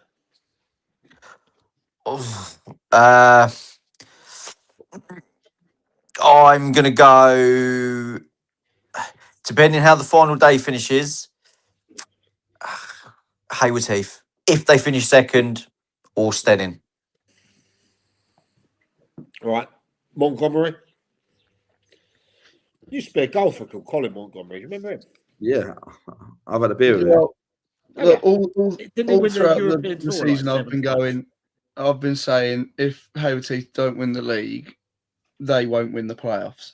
However, I spoke with Jack Monday yesterday after the game, and we had a bit of a chat about this. And after how they've been playing recently, and when you put it into context, you go, they've got the home draw. They've beaten YM already this season at home, and Guernsey don't particularly travel well. So when you put it into context like that, I've got to go with Hayward Heath, because it's just all the cards seem to be in their hand. They're in good run of form. They've got the home draw. They'll play a team who they've like when Guernsey went there in the league, they beat them 6-1. Yeah, which isn't like they've just scraped it. They absolutely battered them. So I've got to go with Hayward Heath. Yeah. I mean, for me, I've flip-flopped. I really have.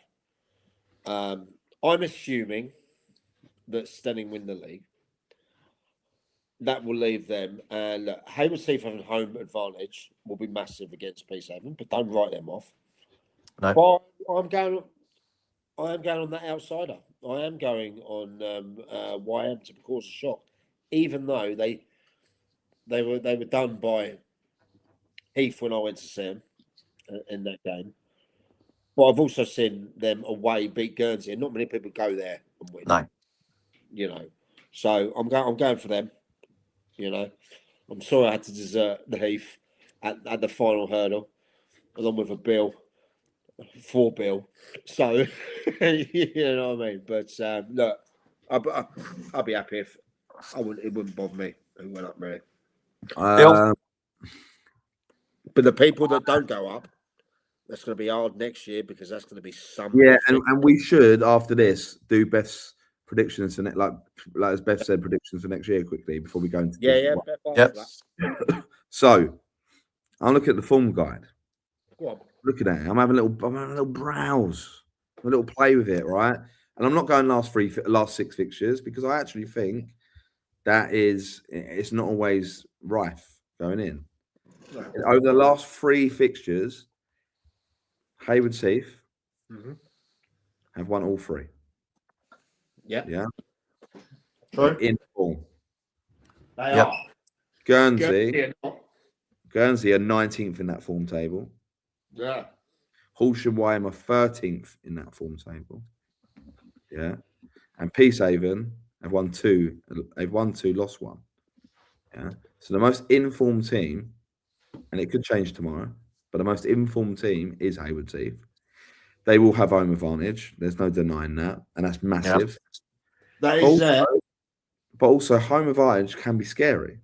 It can be scary, and you can fluff your lines on a big day. You can More pressure. A lot of pressure. A lot of pressure. So I'm saying this. Guernsey beat Horsham YM. Okay. Yeah. Haywards Heath lose to Peacehaven at home. A shock result.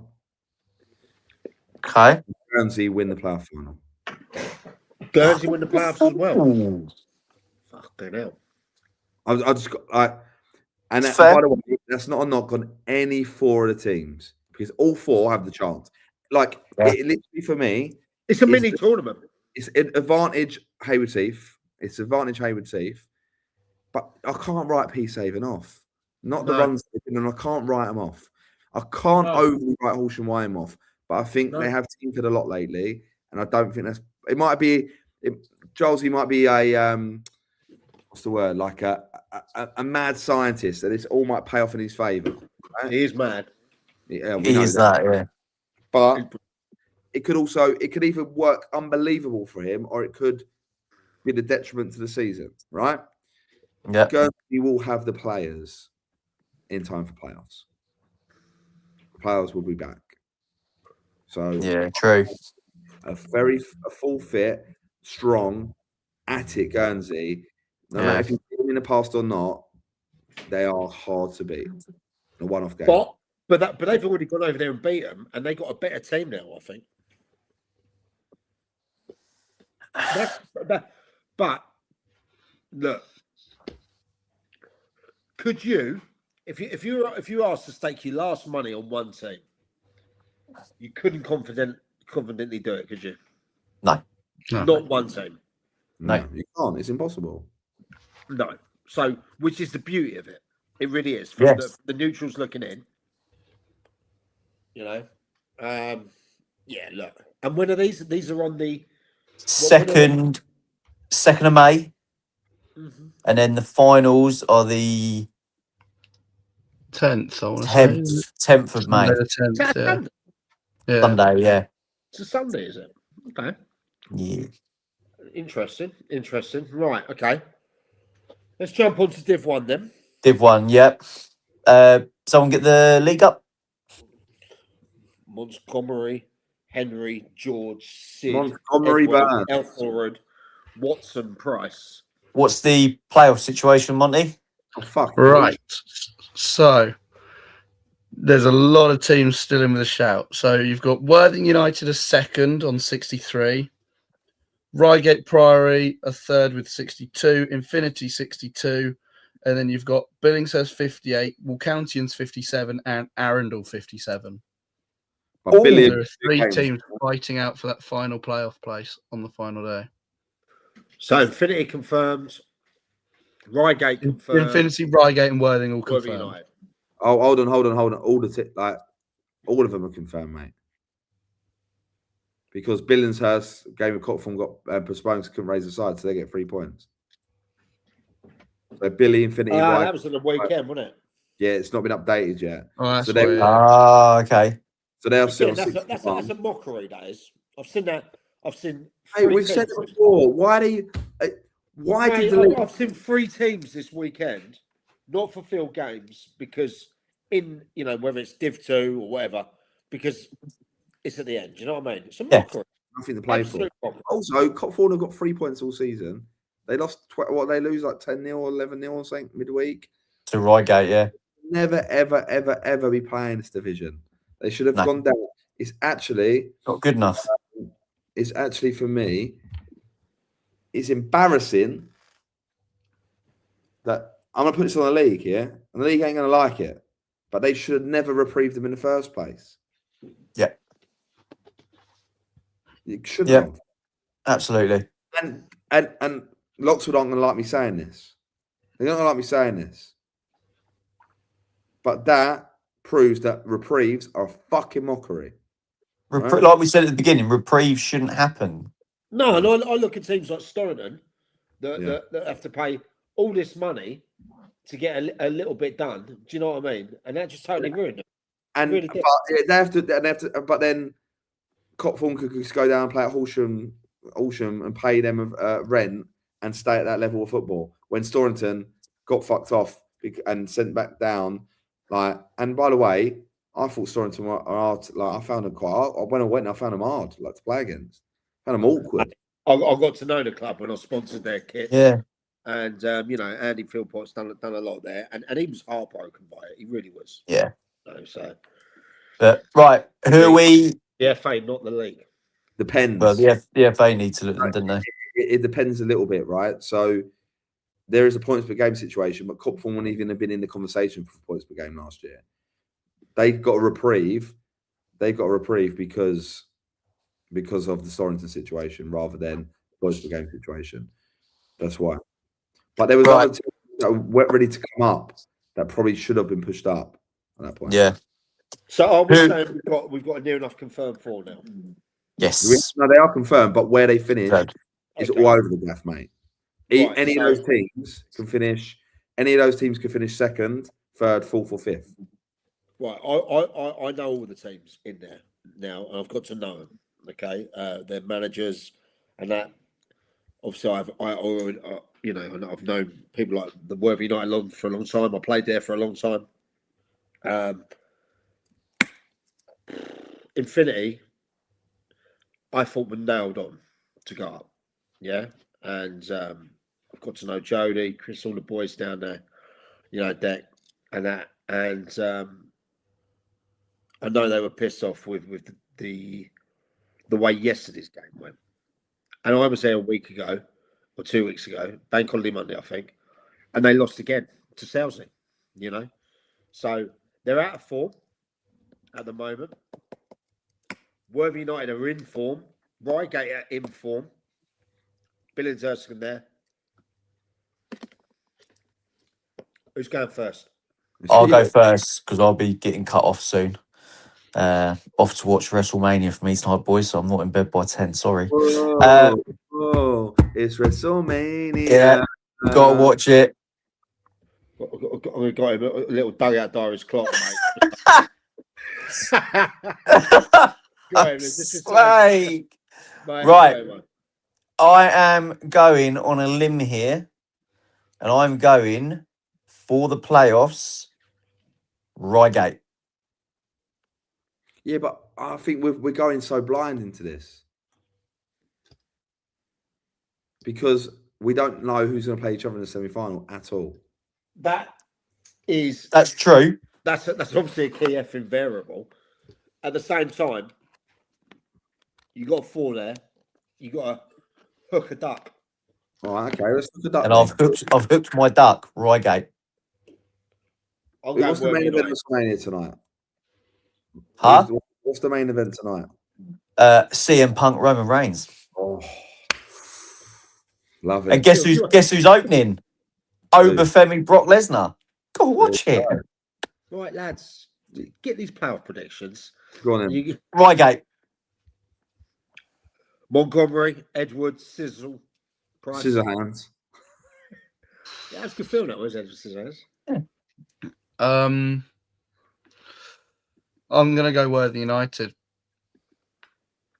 especially if they win on Saturday and beat Godalming, they'll comfortably win the playoffs in my eyes. Okay, comfortably. Yeah. Ooh. No pressure for Kazza and City there. Go on, lads. I did say Infinity. To Ambiot. They were in form there. A bit out of form at the moment. And I know people really close to that camp. But they could easily change that, easily. But if I have to stick my hand to it at the moment, don't shoot me, Jody, as well. Don't be sending me messages. I'm going to say Worthing United. Okay. Bill? So 2 Worthing, 1 Reigate, yeah? Yeah. I think it's all about where the cards fall on the last day. So I would predict that Reigate Priory win the last game of the season and Worthing don't. So that pushes Reigate You don't Priory. reckon those Godalming boys will be on the beach? This is Mo in charge, remember? No, I'm just saying. Upside down head Mo will not tolerate it, mate. I'm telling you. Exactly.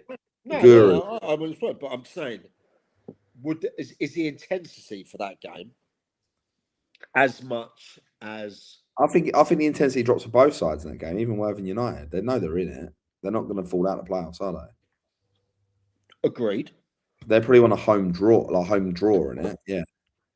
But I think Reigate Priory win. I think Reigate Priory finish second. Worthing finish third.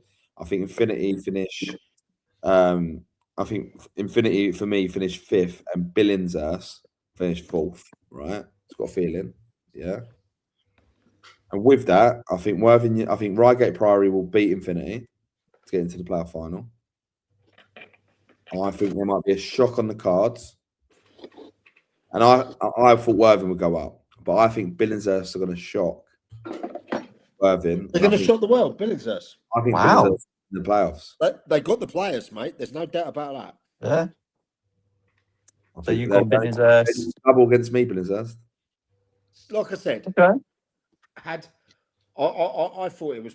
I thought it was a straight. I actually thought Arundel would be popping up there. I really did. So Uxford have been much improved, yeah. Billinghurst went there midweek and bopped them 4-0. They beat Dorking Wanderers B 3-0. They beat Lockswood 3-1. They lost to Arundel 3-2. I'm gutted for Arundel, but maybe next year's their year. They then obviously beat Arundel before that 6-1. They had a shock where they lost to Oakwood 1-0. They got beat at home by Reigate Priory 6-2 in a midweek game. Yeah. But we know those midweek games can throw up some mad ones. We know that. Exactly. Yeah, fair one. Fair one. I don't know. I want to say Reigate Priory because they're the one, like for me, like they're the one. They probably go up though, Bill, with the fact they're sharing as well, Yeah. and the limited resources they've got that we know about. That's what it's tough. A victim of your own success. Yeah, 100%. But I don't know. I kind of like. I don't know. Everyone's gonna shoot me for it, but I think Billinghurst's gonna shock the world. Okay. Love Fair. to see it. Good Yeah. guys down there. Really good guys down there, Billy. Yeah. So Shout out, Josh. just before I go, just say, Mike, as people would have seen over the past couple of days on online, everything, that Dugout AI Ltd is a sponsor of a certain league now. Yeah, look, we don't normally cover it, but just quickly. Yeah, look, where we are, the local leagues underneath the leagues, the Brighton and Worthing District League. Yeah, we sponsored it and we set up a cash cup. We thought we'd reinvigorate it. So the top 4 in that league go into a playoff for £1,000 cash and £500 cash to the runner-up. Straight knockout over a weekend. Live music. We'll be tapping up Bill and his contacts for that. Everything there. Family fun day. Yeah, we'll talk more on that moving forward. But look, we're making moves. We become their official media partner. So yeah, and we're talking to small leagues as well. So more things to come in due time for that. Yes. But, gentlemen, are we going to go back to Beth's question? Yeah. Oh yeah. Sorry. Yeah. Go on then. Before you go. Right. Who goes? So a Littlehampton going to go down. So let's just go arguments. Say they do. And Hassocks go down. Yeah. Say they both go down. Right, okay. So they're the ones that replace us. Oh, because Hastings has survived, by the way. We've survived. Yes. Don't want to go into it too much. We're not overly bragging over here. There's no point. But we're up and we're staying up and there'll be a bigger push next year. We can go to Jersey away and enjoy it. Bitch, I was You shitting going, Bill? You going, Jersey? Yeah, I'm going. But I was a little bit. I was concerned, Mike. Like I was thinking, because obviously I was driving from Connecticut to New York, listening to the game. And Well, then I guess who I was with? I was with Hastings Radio. Was at the same game as me today. Was he? Yeah, because you know he lives in my manor, doesn't he? Yeah, he has asked me to do the commentary for Jersey. Like, I can't. In my role, I cannot do commentary. So this is an official no to that, Tom. He did, and he asked me to go to Jersey. I didn't know where you were going, but You should go. I don't. Mate, you're more than welcome. But right, going back to this. Them two go down. Let's just say, for argument's sake, Godwin go up. Yeah. And they're going in the. Is it the scaffold they're going to? No, we don't know it for a fact, though, do we? Big room. I've had news this morning. I think that's what's happening. Right, let's play devil advocate and let's say that they like replacement. Yeah, so Godwin going up. And who did you all say? You said Worthing United. Who else said Worthing United? Mike. Yeah, said Worthing. We both, so common denominator, both of you said Worthing. So let's just say Worthing United up, yeah, and not Billy and not Reigate. So that's the league we've got ahead of us. Right. So looking at it, you have to kind of straight away go Littlehampton and Sussex. right. And we're saying, are we saying Hayward, Heath, and Stenning are out? Yeah. Just for argument's sake. Well, we don't know, but there's going to one of those teams is going to be there for them. If they can both cut. No, but they're not in the playoffs. Who did you say for the playoffs? Hayward, Heath, Mike. No, I said YM. I said Hayward Heath. Oh, I said Hayward Heath. Hayward Heath, based on us, Hayward Heath are going up. Let's just say, for argument's sake, instead of Hayward Heath are gone. So then you look at the league, you go through it and you go Sussex, Littlehampton, Guernsey potentially still, Horsham YM, Peacehaven, Eastbourne United, who really, really, really, with all due respect, need to do better. They need to stop starting so slow. Because if they acted the way they do after November onwards, they'll be up there for challenging for the title in this league. Yeah, they would be. Then you've got to look at. I think Roffey are a big can. I think Roffey would next season. Yeah, if they get rid of their keeper. Yeah. Right. Yeah. I'm going to say quick because I'll be going soon. Next season, Sussex go back up as champions. Right. And Guernsey playoffs. Well, this is what I got sent this morning. This applies, yeah. The current projections: Guernsey stay if they don't get promoted. Right. Guildford City come in, move to Div 1. Oof. We potentially lose AFC Walcountians to the Skeffel. Oh well. And no reprieve anywhere for Uckfield unless someone fails ground grading. The rest are as expected. So Luxford will get a reprieve. Possibly. Right. Okay. So I'm going. Yeah, I'm going to go Sussex champions. If Guernsey stay, Guernsey go playoffs for next season. I'll put it out there and say that if Littlehampton come down, they have enough players in this area that Mitch and Gaskin can put together. Don't forget, they did it. They did the treble. Yeah. They went there. They nearly got the quadruple had it not been for, they lost at Wembley and Gaskin getting injured and all that. But you'd be a bad, it'd be a tough one to bet against them going straight back up.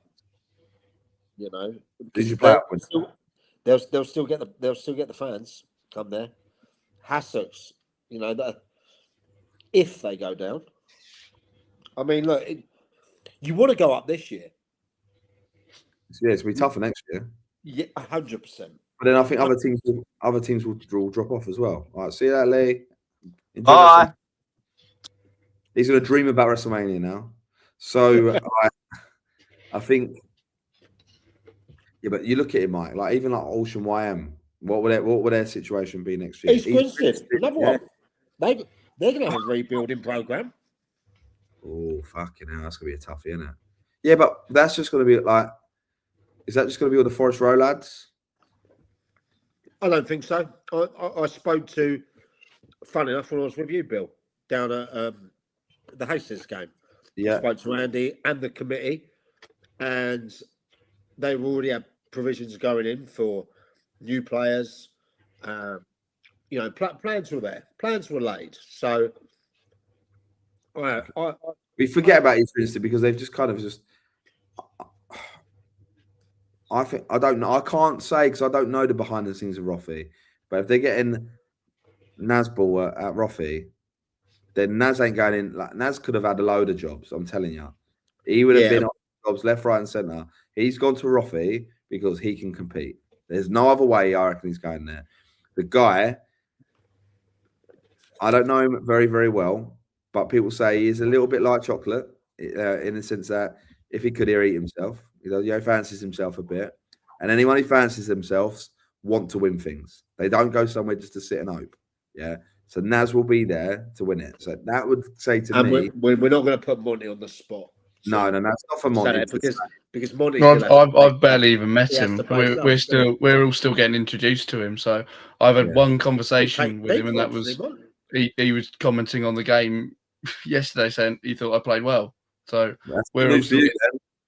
Well, I know. Well, we're all still getting to meet him. I know just about as much as you guys. So I've no clue basically. So look, put it this way. I'm saying Roffey. I just got this feeling that Roffey going to win it. I might be miles off, by the way, miles off. I've got a feeling. And then I'm saying, but that's short. That would mean they'd have to strengthen. I think they're going to. I think they. I'm telling we're talking about Monty's team like he's not there as well. Yeah, Naz don't go there. I'm telling you, he don't go there. He'll have a plan. He'll have a plan already. He's got players that he wants to bring in. Sorry, Monty, he bring players in. Hopefully not a keeper. Stefanos is going in there. Yeah, but no, Stefanos is in talks at the moment. He told me earlier. He's like he wanted to keep it hush hush, but I'm going to break the news. He's in talks with. I think what are they called? Oh yeah, that was it. Pass and move seconds. I think they're called. And they're going for it next year. They really want to win the East Sussex Division 3. I think it's a league where only 3 teams play, and they have to play a round robin for 5 months. So he's excited about the opportunity. But look, going back to more serious stuff, Roffey for me. Playoffs would be unbelievable. It could be name after name after name. It could be so many big name teams in the playoffs. It's going to be interesting, isn't it? That's what I'm saying. If you got to go up this year, or you're in for a real fight next year. Yeah, I think there could be a surprise in there as well. I think it could be a big surprise team. Like, who's to say? Now you're going to laugh at me when I say this. I'll laugh. Who's to say one of the most a team that gets reinvigorated, like a Lingfield? Yeah, Big Rich has got big long plans. Or they've been stable for so long and they've just kind of sat there and it's been the same old players. But what if Little Commons start picking up some of those lads that just can't get into Hastings? They start going to Little Common. Well, it sounds like you know something we don't, mate. I don't know nothing. But what I'm saying is, what if they start picking up some of those East Sussex lads and build a team? Who's to say Little Common couldn't shock the world, get the top 5? Big ask. Mate, I'd love it if Russ and the boys did that. We've got to think big. The commoners have got to think big. We've got to think big. We've got to also think outside the box. And do you know what? I'm 3-0 in my bet. What's this we, Bill? What's all this we? Is there something that you're not telling us? No, We've got to figure out, bro. We commoners. We got. Is this? I love the common. I do love Little Common. No, you're not telling us, Billy. I'm not. I'm an unofficial member of the family down there. But when I say we, I mean us and the one who's sleeping. So we've got to think big, haven't we? And New Haven as well. New Haven, can't put them out the door. You can't. Yeah, they started like a rocket this year. Yeah, and then it's died off. It's like, oh no, it's like my performance. One game. Yeah, but look, I just think football's going to be really interesting in these 2 leagues, and I am so buzzing for next season already. And this season ain't finished. My jet lag's gone thinking about it. And do you know we've got a World Cup as well in this? Oh, I don't even care. I just want to get straight into World what Cup. I want to go into like watch. I don't know, New Haven play fucking. Who should I pick? Someone. But you're a sicko for it, though, aren't you, Bill? I love it, mate. You lot, mate. I'm surprised when you're out in the States. You know, when I went to Charlotte, when I business out in Charlotte, yeah, they offered to take me to Charlotte FC, yeah. Go. And I wanted to go and see the Charlotte Hornets. I took that up. See, I mean, you're a football sick. I can't wait to see like New Haven play Sovereign Saints away in the first preseason friendly, or Roffey play. I don't know. I'm gonna love it pre-season. FC. I don't know. You're gonna be seeing about 10, 15 clubs pre-season where you just go. You're just sick. You just go and watch the games. Yeah. Those managers are going to be sitting there like the Grim Reaper sign behind them. Do you know what I mean? What's Billy Wood doing here? What's he doing here this week? It's so ridiculous, like how that happened loads at the start of the season. But like, what I like to be able to do is just be aware of the market of players, like finding a gem from county football that might step up. Who's that? I know who that is. Oh, right, okay. But so yeah, it's something you'd be interested in, 100%. Really, we have to talk about off camera. Get the checkbook out. Right, but like I like going around and I love seeing the players, right? Love seeing the players. I love finding players from like other teams. Or for example, even when like you beat us with Arundel, like seeing the TJ and Sparks and going, oh my god, he's Little Hampton now. Yeah, and he's doing fantastic, and like, he'll probably kick on again next year. Yeah, and you liked him, didn't you? You liked him, didn't you? Oh, Sparks. I thought he was my cup of tea. Big, strong right back. Big, strong right back. Nasty, bang. I signed him for East Preston. Yeah. Yeah. At half time, when I was supposed to be doing the team talk, I saw him at the ground because he's Ben Ack's cousin. I didn't do my team talk. I let my assistant take that, and I signed him there and then. Bang, bosh. Really? Yeah. I think I really like big, strong fullbacks though. I don't like. I'm not a big fan of like just like weaselly little fullbacks. It's just not really my thing. I like my fullback like centre halves playing fullback. That's what I like, and I say that, but my success at Upfield, I had 2 small fullbacks. But it's that kind of big, strong power, and I'll never forget. It's the only time a goal's been scored against me, and I've like smiled when he smashed it from about 45, 50 yards, and it like the sanction, and it went ping right in, and it was some hit, wasn't it? Oh mate, I'm some here. But like that's what I like not just in my own game, but going around and knowing the players, because you never know what happens in football. You never know. Like I like to be educated national. I go watch a lot of National League South games, a lot of National League games. Midweek I'll go and watch under 23s, 18s Isthmian League football. Like, I watch a lot of football because I like watching the Isthmian League football. Yeah, 100, and like watch the Isthmian youth like the ones. Oh yeah, so like, and it's great because everyone plays on different nights as well, so you can kind of nick to games. But I love it. I absolutely love it, and it's my people think I'm off my head because they don't get how I do what I do outside of football, work wise, and still will happily go and sit at a shit ground with a dodgy burger that's going to give me the shits with 12 people. I love it, and like, and I think it helps. It takes a different breed to do that. You know? It helps. Like, it helps with Hastings. Like, for example, it helps with understanding like what Hastings need. It helps me understand. Just keeps me active, and also going to see managers on the pulse. I think they say. Yeah, and meeting managers and chatting with managers and building relationships with other managers. I think it's really important, and I think if you're going to serve a community, right? Yeah. Okay.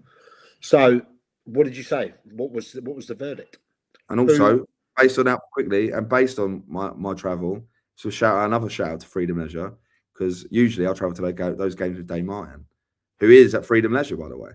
Yes, he is. There you go. Yeah, there you go. So who do I think is going to win? What was it? What was the league? We're based this on assumptions that Roffey. These are long assumptions that the Pat Sussex and Little Hampton don't get over the line, which is it's 50-50 there at the moment. No, I'm telling you. I'm telling you this. Rothfield winning the league. They're my shock. And then Little Common will win the playoffs. We are going to do it. That's the Cobblers. We all this we. Russ, if you're out there, mate, if you just sacked yourself and nominated Billy to take your number one spot. No, I you know what I really like. It's funny. I like. I really like. It sounds so basic as fuck. But in their little tee up thing in the bar, they do like cheese and ham rolls, like baguettes. I fucking love the cheese rolls. Absolutely, I'm a sucker. I could go to a bank holiday game at 11 o'clock kickoff, and I'm eating the cheese roll at 10. Do you know what I mean? I'm a sucker for them. Well, and also, I'm going to their game. I'm going to go to their cup final, and I think I want to go on the coach as well. For the supporters. You're doing a bit of a nasty. You were taking the team talk, weren't you? No. Like the way you were thinking. No, I think the Little Common thing's brilliant. Me and Dane go and watch them quite a bit. Dane helps out down there. Like helps them. Like if they're short, he'll jump in behind the bar at half time and whatever. So we've got a good relationship there. Like we've got a real good. I have lost it, Mr. X, but we've got a great relationship with Little Common. So I want them to go and win that cup. And there's a few of my ex-players that play for them, so it'd be good fun to just travel there and have a laugh. Do you know what I mean? I think the last thing I just want to tip on somewhere I'm going, obviously in the next couple of days, is the RUR Cup final. Div 1 versus Hayward Heath. I wish I could be there, mate, but it's a Wednesday, so it kills it for me. I mean, I've had to record the SNF podcast the day before for that. Free hit for Worthing United against Hayward Heath, overwhelming favourites. They've never got to the RUR final, by the way, Worthing United, a club that I was captain of at 17 years old, Billy. 17. I was back in those days. So good luck to both teams for that. I think we've got time to take one more question or one more thing, because Bill, you've just come from over the Yankee side. Monty, I have fucks, mate. Yeah, I know, mate, and we appreciate the fact that you flew in, especially early flight, to make sure they get their show's commitment. Monty's obviously got to go and check on the family silver to make sure it's still all there. So, silver, I think you mean gold. I'm sorry, Mons. Sorry. There. I think your cutlery, silver, Mons. Your cutlery. It's gold, mate. Imagine it. Right, so one more question. Let's have a look what we got. There's a few, but there was a couple went there. Bear with me.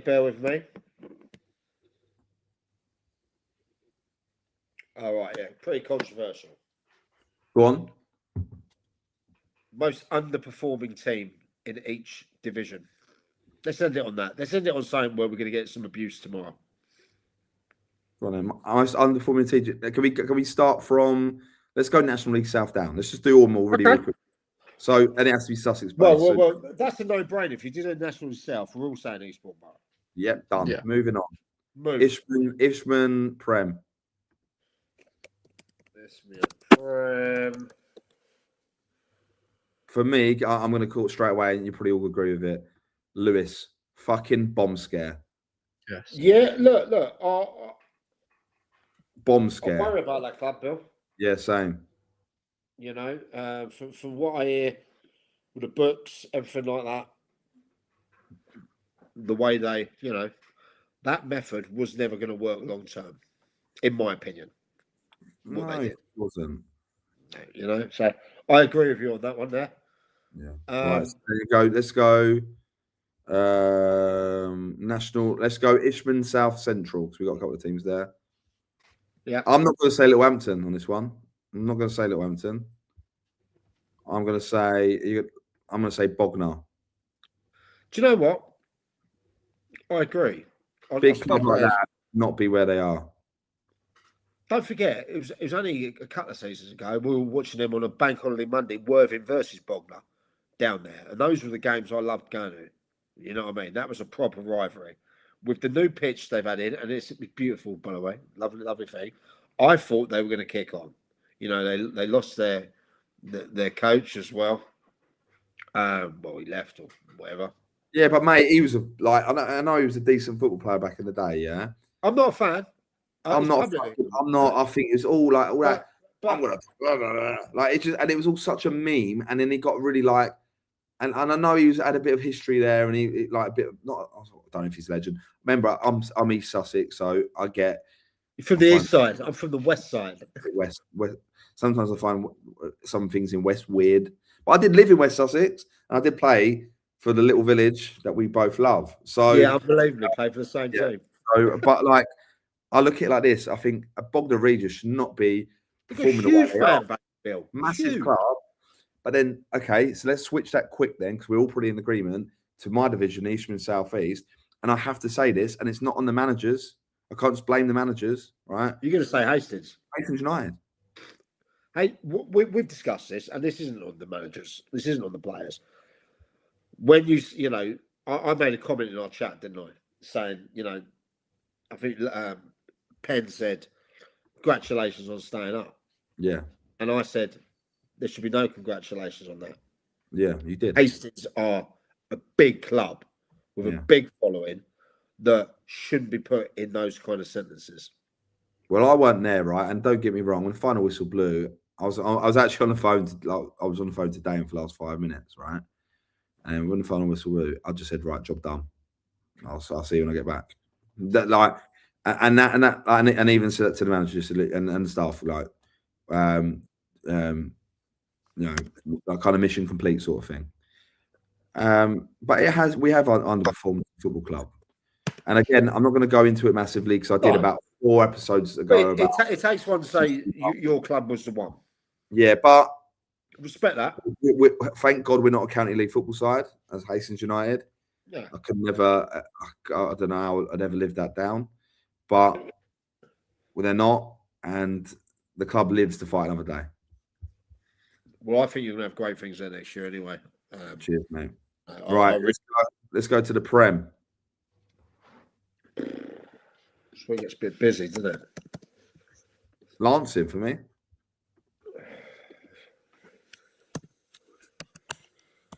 Yeah, look.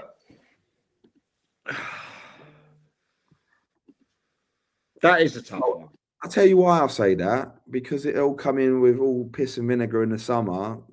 Dean Cox wanted the job for about 12 months. Was going to every game under every last manager, sniffing it. And that's the truth. I don't have to pretend. Proposals were sent in to Matt, chairman, the lot, yeah? Got it and bombed it.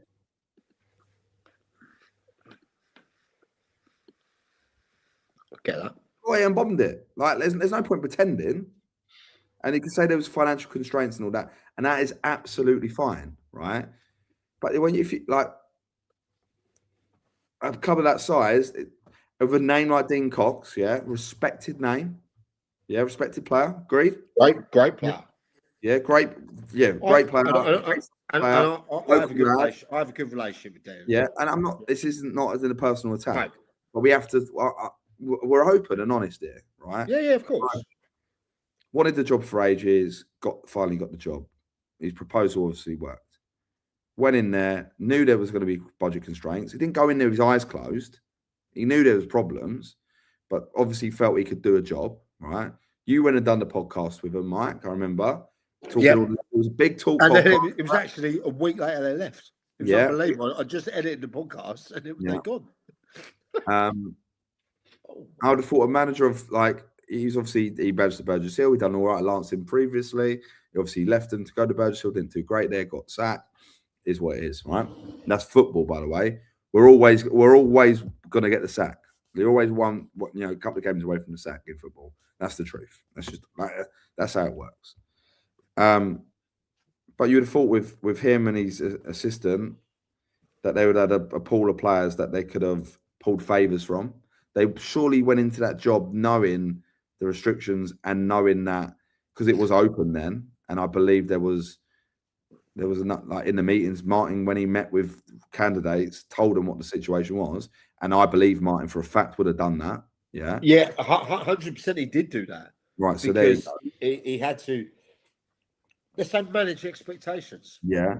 Yeah. When everyone was saying it's either going to be them or Steading to win the league. All right, People talk about exactly. And they were saying that. And look, I'm going to say this for a fact. I'm not saying they underperformed because I think they should have won the league. But Lancing, the size of the club in that division should have been a pool enough. And to be fair, the new management team have brought in a few better players. We have to be honest with you. Yeah, definitely. But they have finished second from bottom when you probably would have accepted a mid-table finish. And there's no, and the reason why I say they're the underperforming team is because there's no mid-table teams you look at, maybe a New Haven that you would say could have been playoff, or should have been up there in the playoffs. So if there's none of those, then you have to look at the bottom of the table. And with all due respect to Shaw, and with Lowell leaving as quick as he did, and the gaffers with a significant lack of experience from both of them and player pool, with all due respect, they're always going to get relegated. And we called it months ago, yeah. Lance, however, shouldn't have. I find it hard to argue against that with the way you've stated the case there and the way that we actually know the people at the very top of that club. Yeah. We know how he's had to save that club financially. Look, make no fucking mistake about it. That club could have gone bang. Mm-hmm. Really is, you know. But so they've stabilised off there. So yeah, it's tough. Tough for that. Okay. Yeah, again, I'd agree with that one. Right. Could we quickly go to again another one of my old clubs, mate? It's all my old clubs. Maybe I'm the common denominator of all this. I mean, I'm the problem. Maybe I'm not the project. Maybe I'm the problem, Billy Wood. The problem, Billy Wood. I'm gonna say Upfield. And I'm up for people debating this, by the way. And I'm gonna tell you why I think that, okay? So we were points per game top 3 side in that league, yeah? My old assistant manager went in as manager this year. When I left, we were the 3rd best side in that league, effectively. So I'm going to read their lineup from their first game of the season, and this is why I say it's been a bit of a shit. Ollie Thompson, centre half, played for me. Riley Tate was my captain. Macca Stiles was my right back. Tyler Pearson played for me. Connor Martin played for me. Blake Larby didn't, but he trialled with me that year.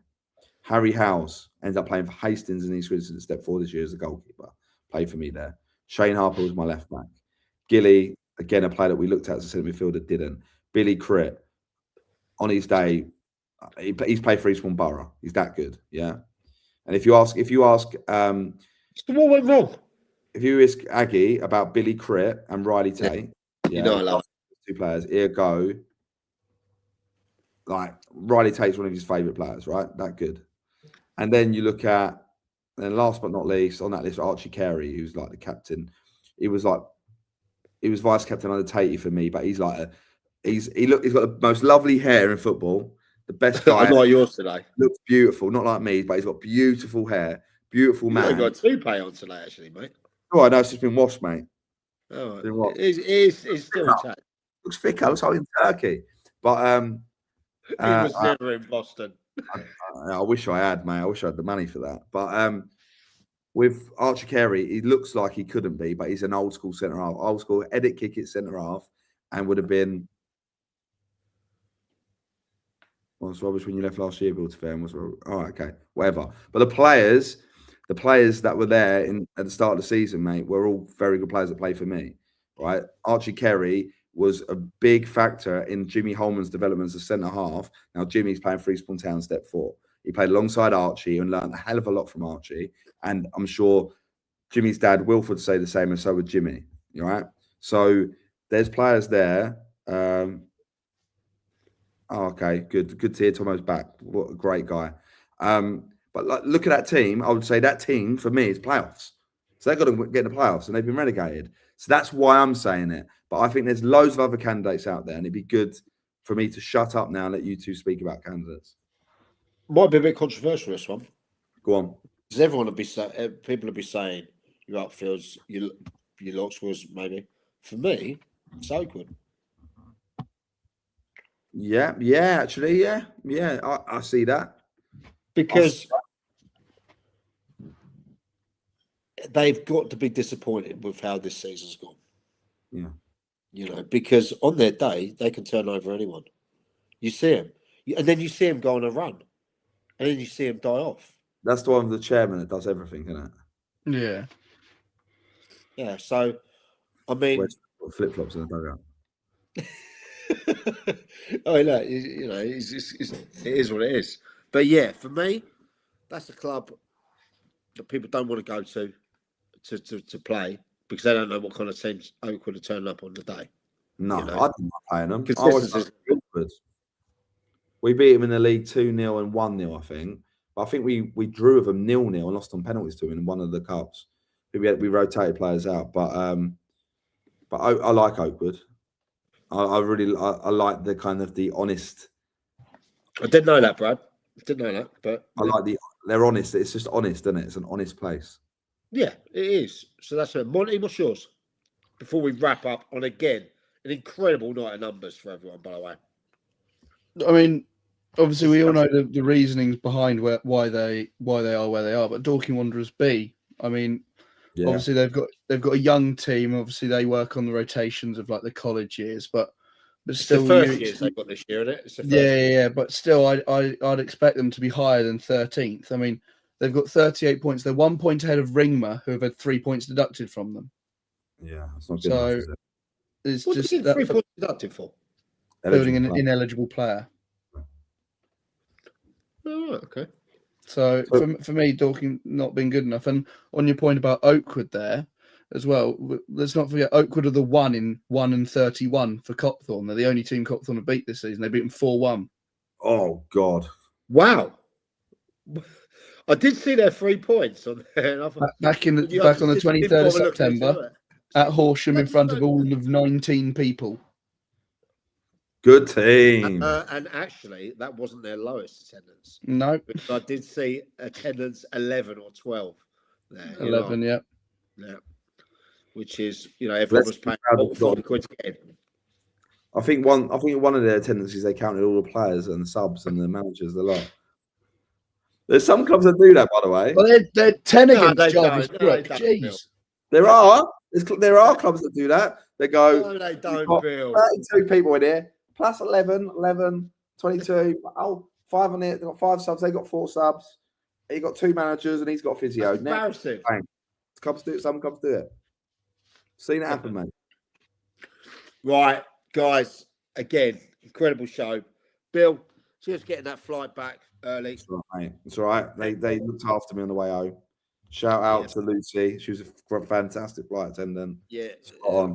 Bill was on his Learjet Gulfstream, the G5 this morning, flying into Gatwick there. He had the Monty lent him the roller to be picked up from to get him to home so he could freshen up whilst me and Penn frantically were deciding whether Bill was going to be here today, But the Jay-Z music video, mate. Like, I could hear "Excuse Me, Miss" playing in the background as I walk off the jet, get into the cigar was waiting for me, feet up, taking to Hastings. Where are you boys this week? Where you off? You're obviously at Hastings, and who you got, Money? We're down at Peacehaven, so we're looking to get back-to-back wins. Sign off the Jack Monday era in style. Obviously, we've been on a good run of form, so we're actually quite confident going into it. Well, if you lose, you might be signed off the Montgomery era as well. That's what I'll be thinking. I don't fancy it. I am going to Jersey this weekend, but I'm also looking. Any suggestions for games? Tuesday and Thursday night would be great. 23. Yes, that's the point. Yeah, there's cup finals on Wednesday. Yeah, so any games like not tomorrow night, I'm not available. No, actually, I'm not available this Tuesday either. Just Thursday. If there's any under 23s ratings games, let me know. There will be. If not, he can always play paddleball and a bit of that, in there. So, guys, thank you ever so much. Incredible numbers again. Blows me away. Really does. Yes. It does. It blows me away how many of you start and watch this. Amazing. Thank you, guys. We'll be going through pre-season. Thank you ever so much to Freedom Leisure. I'm going to drop some marketing material tomorrow on the socials. So I want to explain a little bit more about the good stuff that they do there in the community. I want you to get to know them. They're going to be, they've agreed to do some deals to the end of the year here, end of the season. Say, sign up, get fit. Don't be fat like me and Mike. Yeah. Don't do the fat jabs, because look. No, Mike, I'm tempted. I'm not going to lie. And I'm not big. Look. Let's be real, yeah? In 6 weeks, I've gone from 16.10 to 14.11. Oh, mate, it's madness. Mate, I'll tell you what, right? Do you know what, yeah? You look at food differently. What one are you on? Are you on the Manjaro? My wife will tell you. It does begin with it. I'll drop my wife a message afterwards and we'll get there. Yeah. You know she loves you, Bill. She loves you. Loads of time. Loads of time for the wife. But, but look, mate, it is weird. And look, surely there's not there's problems about these Ozempics and stuff like that. Look, if I lose any more, I'll start looking a bit weird. You have to stop now, I think. But I'm gonna have to I've actually been to the gym a few times this week. I've actually decided to start using my membership that cost me 140 quid a month. And because that's a lot of money to pay to go to the sauna twice a week. It really is. Up there. Yeah, thank you. Mr. Stabley. Thank you, that mate. Yeah, I appreciate that. He's looking well as well, by the way. I saw that. That's Westfield's manager there. Shout out. Step 6 to Westfield. Shout out, boys. Oh, the boys. Let everyone go now. Incredible. Again, well over 2,000 of you watching. Well over 2,200 of you watching, which is amazing. Thank you, everyone, for the support. Thank you, Freedom Leisure, for coming on board. Thank you to Montgomery, Jeffrey, George, Edward, Alfred, Wilson, Price, and in bed by 10, Lee Penn. Guys, have a wonderful Monday morning. It's work tomorrow. Take care.